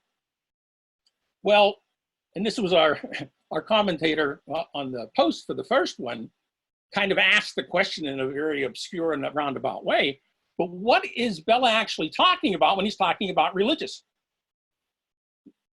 Joas, in the first article, in the introduction of the two of them together, and I think Bella's going to get back to it at the very end of the book. I haven't gotten quite that far yet, but I did kind of read the first couple of sentences. They're tying it, again, to a concept. And that's the concept of religion. But the concept of religion doesn't work well prior to the Axial Age. It's hard, if you take that concept with you, you end up simply back projecting from modernity onto the past and kind of interpreting things in light of today. Well, that's not really how I understand, even if I use the word improperly, an historical understanding of something on the one hand, but I don't think it's a good hermeneutic to begin with. I think you need to give a lot of effort at understanding whoever they are, where they're coming from. Michael mentioned this as well, getting down into where are the artifacts. That's what I liked about Gabe's. He looks at the artifacts and he goes, the people that are doing this, wonder what's going on, not just in their heads, that's the other point, but also in their hearts, in their whole mind. For these people in this book, I get the, this is just an impression that I have. Donald's a perfect example of it. Consciousness is only cognitive thought, nothing more. And when I open up the back of Gapeser's EPO and I pull out the synoptic table that you can't look at one thing anyhow, he's got all these, it can be intimidating when you're looking at saying, well, all of this, if you read it horizontally and not just vertically, has to do with the individual, what the individuals are going through at this period of time, in differing forms, to different degrees, in differing intensities. It's not a cut and dry, like you said with the Bastille. Yeah, that's an event and it happened and it marks something and we can kind of anchor to it, but that's not exactly what we're talking about here. We're talking about something that is much larger. And when I say just religion, it's not in the meaning sense of religion. Religion, it is and can be an extremely important part of most of our lives, whether we admit it or not, but most of us don't have a clear understanding what we mean ourselves by that.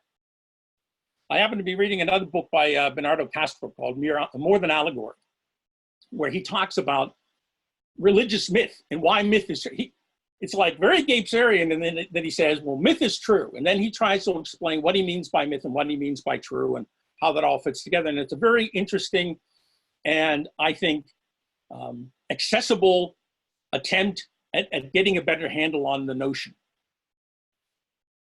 It has its downfall and it has its drawbacks, but it's not just thought.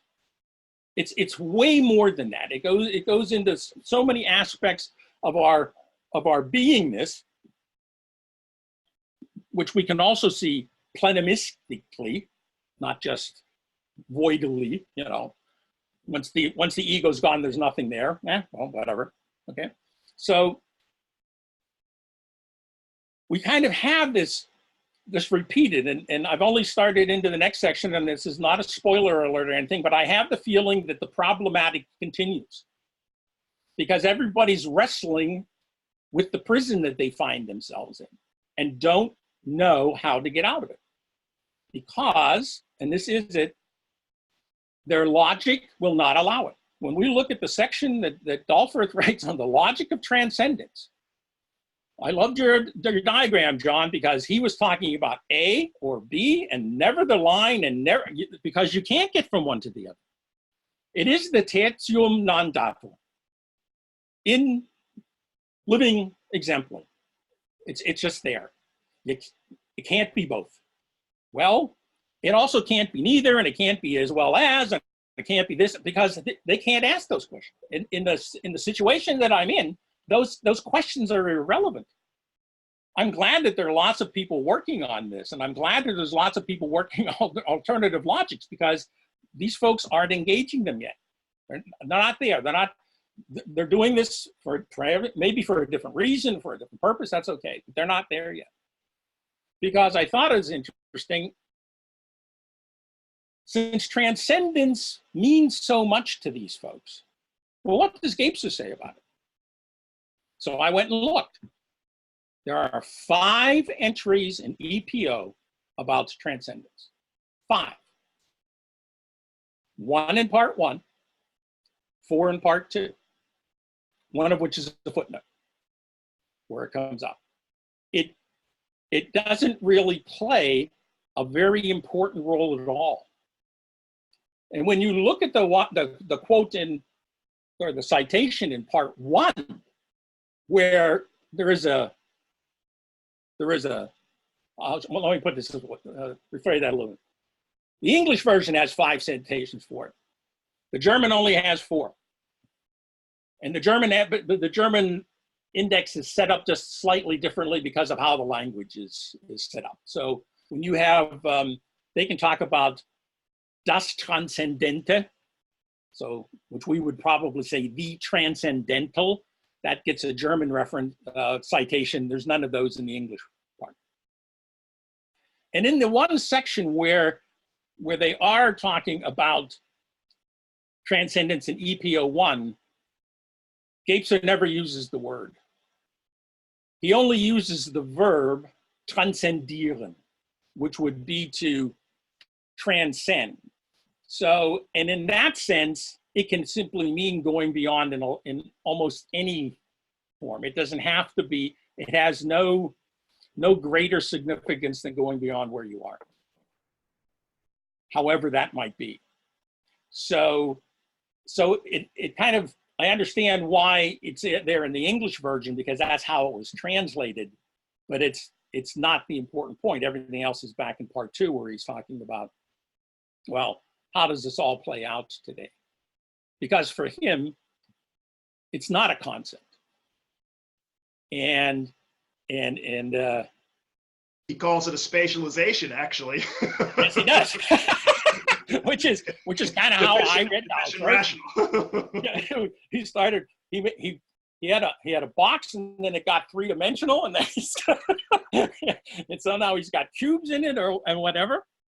And when you do get back to the end where he gets very, very clear about why for him it's not a concept, I find the reasoning absolutely fascinating, especially because of whom he calls in as witnesses. And one of them is Heidegger, who's like the last person you'd expect in that regard. And because he gets kind of a bad rep from Gebser in the first part of the book when he's talking about his being in Taiwan. But he also says, well, you got to take it for what it is. The other person he brings in is a guy by the name of Szilási. He's an Hungarian philosopher who wrote a book called, and this is one of those references in the book, it's called Die Macht und Ohnmacht des Geistes. It's not even translated in English because the book was never translated into English. So you only have the title. And the Macht is power. Ohnmacht can be either impotence or unconsciousness. If I fall in Ohnmacht, I become unconscious. I get knocked out. If you get KO'd in the ring, you are ohnmächtig, without consciousness. So Macht und Ohnmacht des Geistes.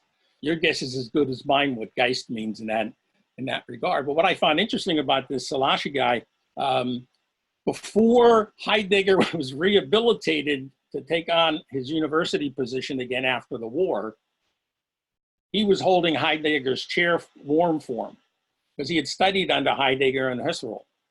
He was an Hungarian who had come over, and then he had emigrated to the Schweiz, but he had studied with those guys in Germany. So he was back in Germany, kind of like in the University of Freiburg, keeping things sorted until everybody got their places back. So he's an extremely interesting guy in this regard. And it was Szilási's critique of Heidegger that Gebser picked up on, about the ambiguity of what he meant by transcendence, because Heidegger talks about it a lot, and used that to point out that it is not conceptual. You can't split it. You can't, you know, wherever it's, if I could just, I'll read out the one passage for you. You guys will just bear with me. I got it somewhere, or I had it here at some point. If my computer ever reacts. Okay. All right, here we go. Let's go to the end here. Okay, just bear with me for a moment, okay? In part 2, where Gebser examines examples and indicators of the manifestation of the integral structure of consciousness, a longer citation is needed to contextualize his thought. Here it comes. Quote, this is Gebser: "The weakening of the exclusive validity and predominance of the mental structure is clearly expressed in the existentialist relationship to subject and object. Quote, all existentialists reject the differentiation between subject and object and thereby devalue intellectual knowledge and philosophy. According to them, true knowledge is not gained by the intellect, but by the living experience with reality," end quote. And that was a quote from a guy by the name of Contingency. Yet, it is precisely this emphasis on lived experience that exposes existentialism's false start towards superseding the subject-object dualism. Or, in Heidegger's words, thinking begins when we have experienced that reason, glorified through the centuries, is the most obstinate adversary of thinking. And Heidegger quote. Gebser continues, "Existentialism is not alone in discarding the purely rational and thus dualistic mode of thought. The same is true of the transcendental logic advanced primarily by Wilhelm Solaci in his work Macht und Macht des Geistes, that's the power and impotence of mind. It too contains an a-perspectival inception, possibly a decisive one. Solaci proceeds from the radical change of stance achieved by Georg Simmel, who wrote that transcendence is immanent in life. This signal insight was further heightened by Solaci's differentiation between the concepts of the transcendent and transcendental. Transcendental logic demonstrates that the postulation of transcendence is no longer tenable or necessary.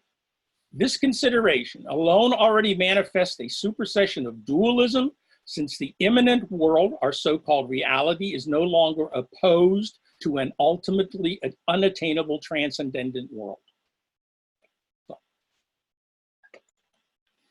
So that's how he's going about it. But this is not what Dalforth is doing, because for Dalforth, it is still separate. It is, even when he tries to get the little I, he can't get the little I into the big I with the big T at the same time. They all don't fit in the boxes. So he has that problem that he needs to overcome, which I find exceedingly inspiring on the one hand, because it is a good example of what maybe we shouldn't be doing in this regard.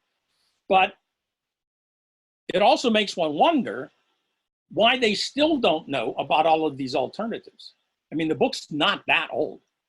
It's 2012 it was put together. The conference was a few years before that, which is probably one of the problems that we have with academic publishing these days, because if you have a conference in 2008 and the book doesn't come out in 2012, a lot of water can flow under the bridge. And Ong was earlier. I don't know where Morton, he's probably a little later. We'd have to kind of look at where the dates overlap. Would it even be possible that they could be influenced by these kinds of ideas, or are they reading them at all? And I seriously have the doubt that they are, because for those guys who aren't sociologists, they're philosophers of sociology or philosophers of religion. They're kind of all they're down in that corner somewhere. Although I think Dalforth is the only one of them that actually has a doctorate in theology. So, which is it's not like a divinity degree. It's actually theology, as opposed to philosophy, as opposed to medicine, as opposed to the Germans still retain a lot of the original four. You could only get 4 doctorates at one time when the universities first rose, about 1,000 in Bologna. And there was law, medicine, philosophy, and theology were your only options. And philosophy all broke out into everything that we call natural sciences now, and as well as philosophy and those kinds of things. So anyhow, that's where I've tried to condense my thinking, of what was in the book and why I think it's actually an important chapter, because it perfectly exemplifies, just to kind of sum up, the dilemma I think they all find themselves in. There has not been one book, I'm in chapter 11 now, where I don't get the feeling, I wish I didn't have to think this way, but I don't know how not to. I kind of get that, I always get that kind of feeling, like I feel so cramped, but somebody's not going to sit down and say, okay, wait a minute, we're going to start this again. I don't think they're going to do that, not at their stages in their career or their ages at any rate. But I do get that feeling. So anyhow, that's what I had to say about it. It didn't take so long. That was fine. That was great, Ed. And I share some of the struggle to work with these different authors who have a special, they have skills in a certain special way of expressing it to others who are skilled in very similar ways. So they're definitely in that cognitive silo. I think that Nora Bateson identifies extremely well and appreciates the value in that, and also says we gotta move we have to move towards something she's calling transcontextuality. It's about this situation, this situation, this situation. What's beneath and behind and above each of these situations is transcendent of the context. But that most of our education is not like that. It's about separate and divide and conquer everyone who's in your department so that you can be the king of the rock. I know I'm not in academia, but I know enough of my friends who say it's extremely competitive, cutthroat place until you get to a certain level where no one's going to attack you because you've got tenure and you can sit back and create a little feudal kingdom for yourself if you want to. But I think that's not where we are. We're much more, I think, moving towards a guild structure than we are towards sort of something like, the corporate managed sort of educations that are being pumped out now. And, it's tricky because sometimes you feel like, it seems like they're ignoring so much and they're missing so much. And I think they are. They really are. And, but I don't have the skills to bring them up to speed, that's for sure. I'm not going to sit around them and tell them how much they're in error. But with you guys who have a Gebser background and who may be a little more comfortable with the weird and the uncanny and be curious about and have open minds, it's much more easier, I think, to create rapport among ourselves, and then we can go back and figure out maybe what's missing and how we can sort of reorganize around something else, because I think it's important that we do so, because if we don't do it, nobody will. I'm pretty sure of that. There may be a little bitty pockets of integral folks around the planet, but I think maybe we're getting to the point, like in Jeremy Johnson, when you joined us for our call in the cafe, that we need to sort of like create, some sort of connections between these very fragile sort of organizations, because we have no institutional support at all for any of this. And I think that's what's bringing us together. Because, how do we reinvent ourselves in the societies and the relationships when the rational is so deficient and so destructive right now of our sanity? They're trying to commodify water. They're trying to take it all away from us, patent it, claim that they invented it, and then they're going to sell it back to us. It's a big problem. And I have a question. I'm sorry, TJ, did you want to go? No, go ahead. I just wanted to say one thing to John. Now I forgot. Go ahead. Go ahead. No, I derailed my own train. Right.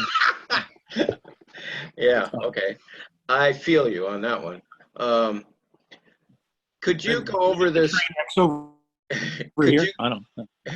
Could you go over this notion? Because Jeremy, in our podcast on Tuesday, brought in this notion of Gebser and spatiality and transcendence. You know what it is? Is that clear?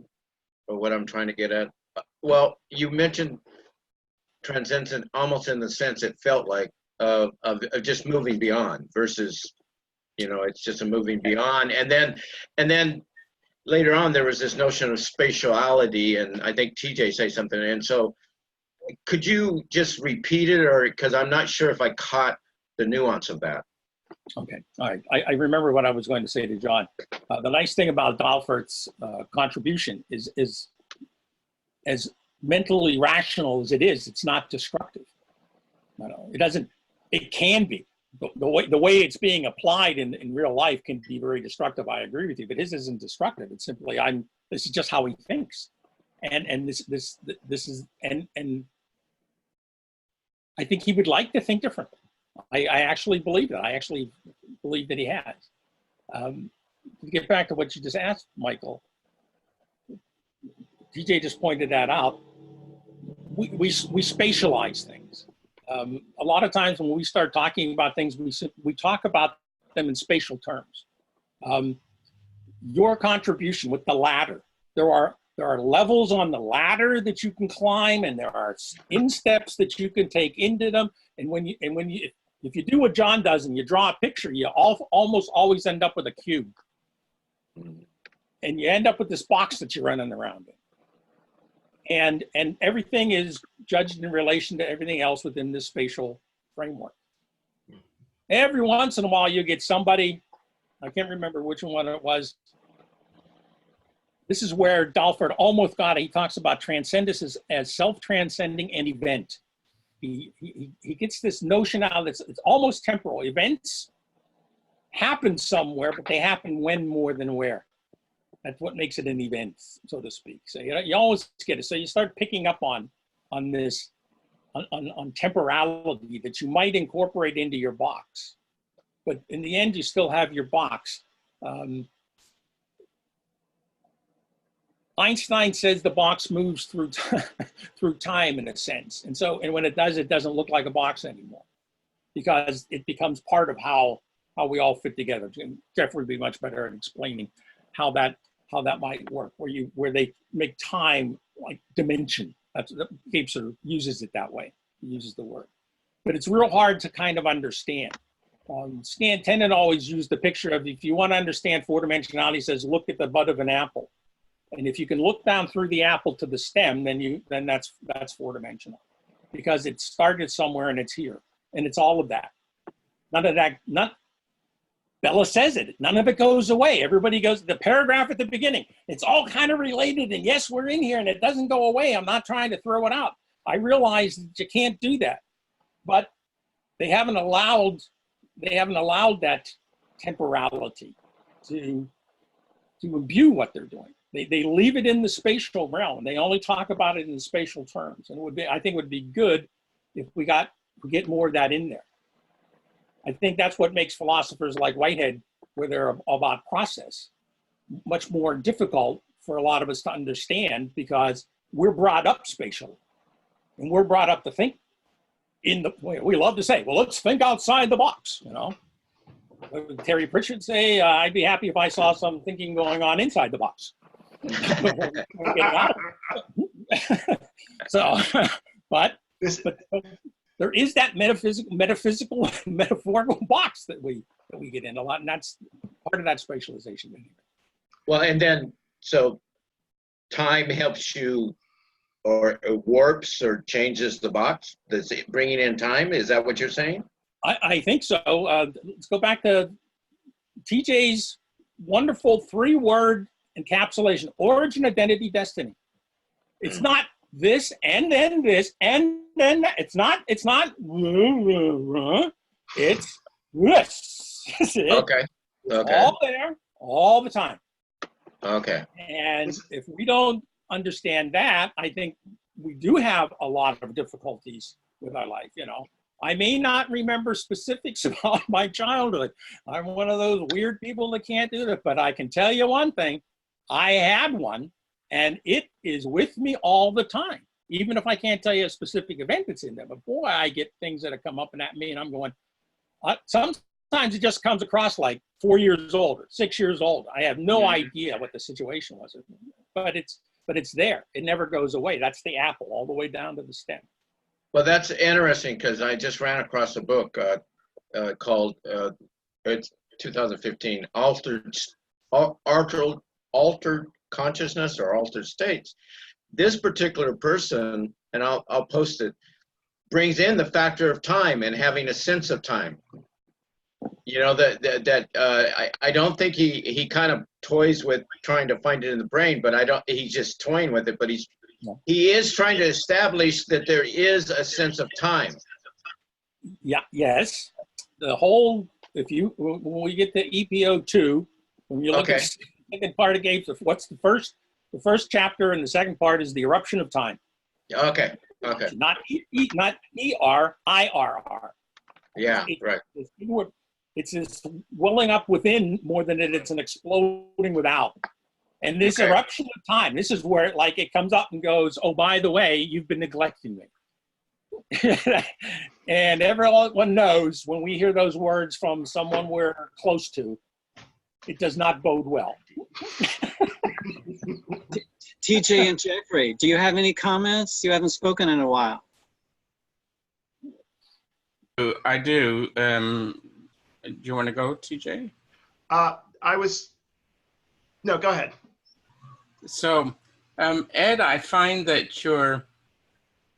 so here's what I got from what you said.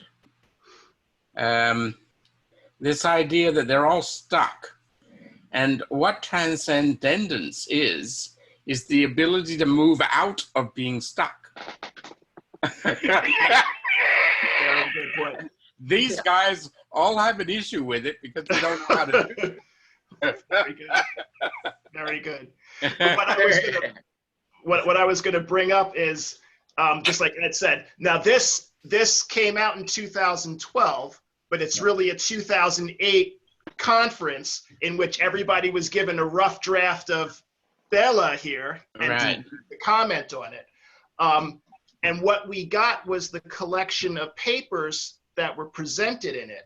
I'm not going to put, this isn't going to be part of the bibliography. Way back when I was doing my civilizations analysis literature, this is called The Boundaries of Civilizations in Space and Time. And what this is a bunch of historians and civilization analysts and professors getting together. But what this book is it's not a collection of essays. It's the discussions and arguments and the back and forth and some like interview transcriptions of what these guys were talking about. And I found that it's hard to read because it's not a logical linear sequence, but you really got a sense of where these guys were coming from, what books they had read, the influences that they had, the theories that they were bringing into it, and just an underneath discussion about civilization. Did they end up defining civilization? I don't think anybody has in any kind of adequate way, but it was really an interesting, it's one of those books that you kind of have to, you read it through the first time and you pick up some ideas, but then when you read it through the second time and you realize what's going on, it's time in the making of this kind of process. And they didn't get to a definitive answer either, but it was just really interesting. Whereas in this one, you get the stuck sense because everybody, this is the position I've taken, and you never get a sense of how they got there. I wonder what those discussions look like. Yeah, but what I'm saying is it's still an insight into what transcendence means, right? Oh, sure. Because what I get is paradoxical, because transcendence is about being stuck and moving beyond. It's this, which is a contradiction, if you like. So it's a kind of mental contradiction, a kind of a built-in paradox, and it doesn't surprise me that Gebs are out of the paradox. And we'll come to this in the quantum discussion, but of course the quantum discussion is also a way out of the paradox. In the quantum discussion there is no issue of transcendence either, because everything is there. This maybe is a bad analogy. I don't know. I'm not really remember who I got it from, but if there's a man and there's a cup on the right side. And you know how to conform to that cup in order to make something happen. So there's an affordance the cup gives the man. So then go out into outer space from a planetary level. You're looking at the Earth with the continents and the oceans. Where is that cup? Where is the affordances that that cup provides for that man? It's still there, but at that scale, how do you make sense of that? And I think this is the challenge. That may not be the best analogy in the world, but it's just what's coming to me is how space folds in upon itself. There are many different kinds of spaces, both in the external world and in the interior spaces that we embody when we go to sleep at night. And we have dreams and we wake up. Sometimes we remember them, sometimes we don't. Sometimes the ones we remember seem extremely trivial and unimportant, and they probably are. But some of them are like, comes from someplace else and are extremely, have enormous affective power. And I think these are, and they, you know, shape our lives. We have to figure them out, make sense of those experiences in the context of our daily lives. So anyway, I'm just sharing that because I think these are the kind of conundrums and mysteries that happen when we go from the written word, an essay with footnotes that's trying to prove something. And we, over a cup of coffee or a beer, we're talking about the conference that we had yesterday and what a blowbag that guy was. And that's a very, and we're looking at verbal and nonverbal analog communiques, which have a lot of affective tone, which may be totally absent from the written speech of that same person. You know, they may be a very jolly fellow, well met, you know, in the bar, but they get very dry and boring and tenacious about preserving a certain kind of turf. And I think these are the challenges we're up against. Why can we handle paradoxes of space like that, but we can't handle paradoxes of time? Because time is too close. It's your heartbeat. I mean, I'm just riffing off of because of the. Well, I think time, I'm sorry. I'm just, time has, there are sequences. In order to have a logic of dramatic action, you have to know the sequence. Mhm. Richard is getting deposed. He's going to, his future does not look bright. Deposed kings do not have a long shelf life. What does he do? Instead of giving a farewell speech, he says, "Someone get me a mirror." He looks in the mirror, he says a very weird speech, and then he shatters it. And then he says, "Okay, you know, now what happens?" And everyone is frozen. They don't know what to do. They've never been in this place before. Deposing kings is not something anyone wants to get caught trying to do. So they know that their future is very, very fragile by the gesture that King Richard has just made. So I'm just saying that's a sequence. You can't do it out of sequence and make sense of it. And this is what time is. Time is linear, and also time is nonlinear, because there are many multiple meanings that gesture, which was made in time, can mean to different actors. So that's my rough, you know, that's my sort of trying to make some sense of this very complex issue. So if I go back to the Young text, the point where I stopped reading it because I was stuck with this question.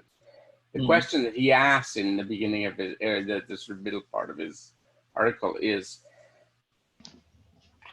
how is the sequentiality of this explication process related to the holistic and integrative nature of symbolic communication and hence of religious and otherwise comprehensive worldviews? Question mark. He says that's the central question that he is struggling for, and maybe that they're all struggling for. Which at the time I read it, I thought, wow, that's a mouthful and I need to understand it, which is why I got stuck. But in a way, the whole discussion we've had today is about that question.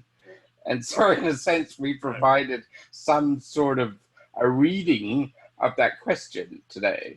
So what page was that? What page was that, Jeff? it's in a Kindle, so 81, maybe?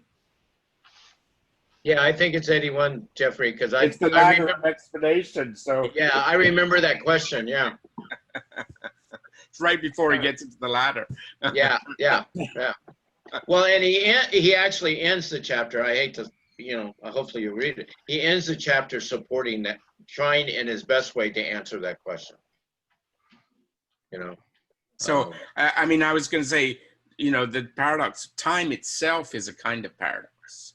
Yeah, right. The sort of paradox of time is built into the nature of time that has this paradoxical nature. So, space is different. Space is a kind of an effort to split out things in such a way that you eliminate paradox. It's a kind of an effort to answer the problem of paradox, because if you separate things in space, they no longer contradict each other, or whatever, and so you can keep them. So it's kind of a you draw lines between A and B in space. Indeed, yeah. So in time, you can't do things the same way. Yeah. So.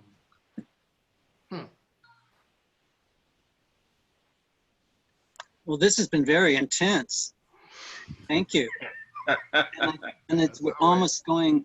It's 3:24. I guess we've gone a little bit over our time, which is fine.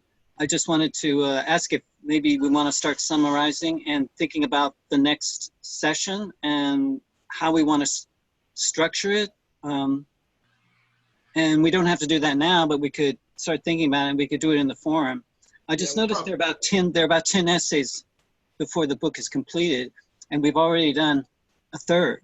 So we could probably do 2 more sessions. We could complete this book, which I think surprises me, actually. I thought it'd be much more difficult, but since there are 5 of us and we all take a section, I think we could pull it off in 2, maybe 3 sessions. If that's something you guys want to do, I'm all for that. Because I feel like I've learned a whole lot today. Yeah, we can set the logistics up again in the forum. I think would be the best way to go about it. But yeah, I don't know if we'll see. We can go chapter by chapter, or if we just kind of want to all read sections of it and then come back with the author or the essay that most struck you, most annoyed you, you got the most out of, and do it that way. But we can talk about the logistics of that. But yeah, guys, thanks again. This was great. Yeah, thank you. I really am grateful for all of you being present of me, because I get anxious at the performance and I have to work with my anxiety a lot. Just something that I've learned to work with. Well, this is a rehearsal. We haven't got to the performance. Oh, well, John. Don't waste your stage fright. Wait a minute, John. I've been with directors that rehearsals were more intense than the actual act, because they're trying to get you on cue.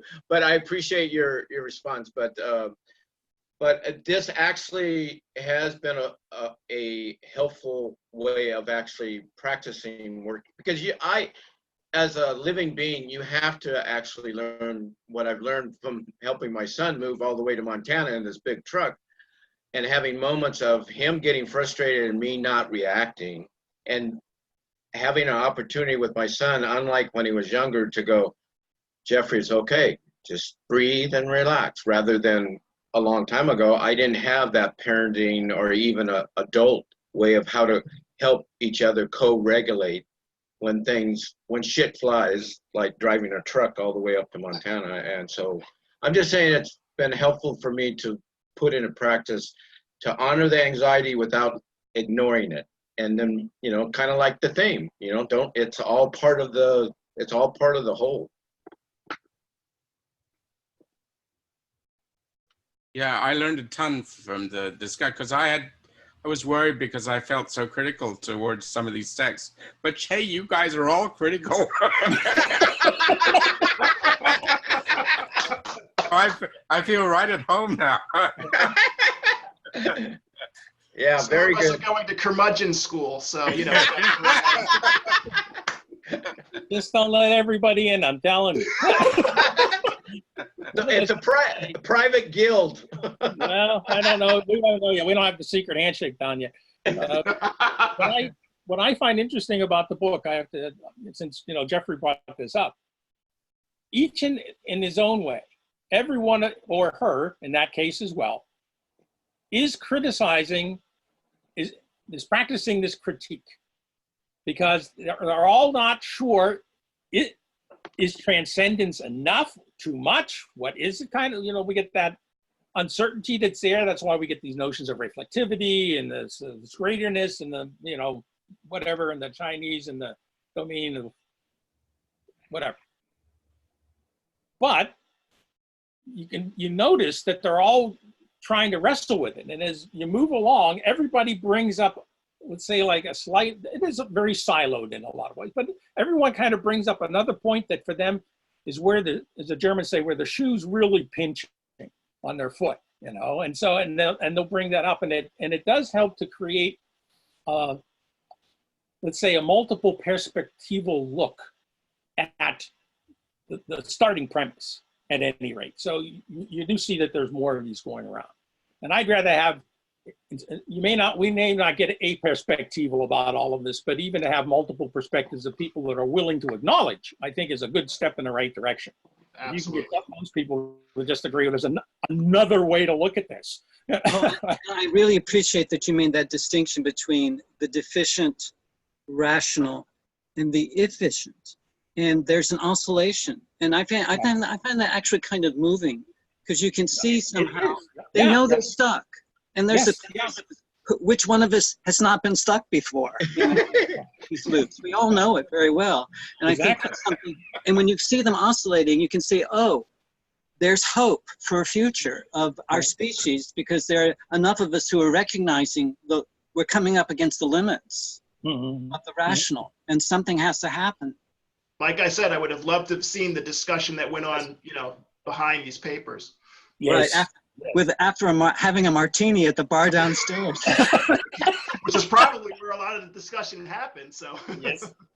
Oh yeah.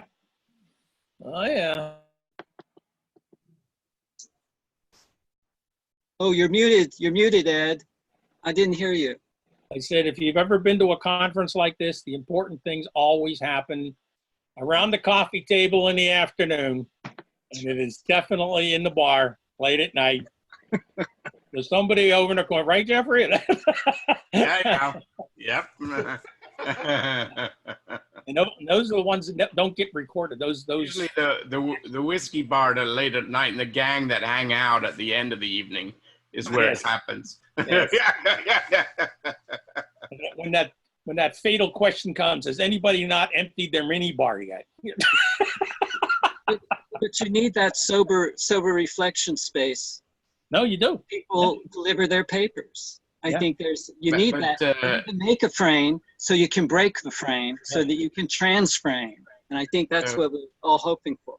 Because Johnny, you were talking about interdisciplinary to begin with, and the problem with interdisciplinary in the university environment is they usually mean the one social science with the one next door.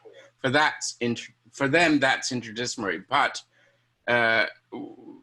I remember doing a presentation at the university, and somebody came up to me. It was one of the vice deans or the deans or the president of the university, who sort of came up to me and said, "You can't do that. You're not talking about interdisciplinarity. You're talking about intersectoriality." Because I was talking about matching the arts up with the sciences and doing cross-linking across that. And they said, "We don't know how to do interdisciplinarity, and you're already trying to do this kind of stuff." but the group here is all trained through the Gebser. Gebser was doing intersectoriality. That was what the whole thing was about, right? So we're all trained here to do intersectoriality, this kind of, which is true interdisciplinarity. And whereas these academics here, they do a little bit, but it's not quite as extensive. So how did the sectors get there in the first place? Yeah, well, exactly. We're gonna leave that alone.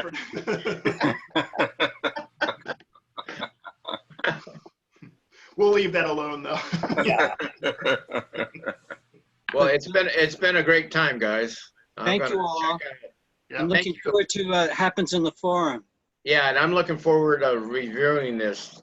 Yeah, And- me too. Yeah, it's a dense discussion. I'm gonna have to go over it again Oh yeah, at least twice. everybody have a good weekend. Have a good weekend. You guys, Bye-bye. always a pleasure. Thanks, everybody. Enjoyed it.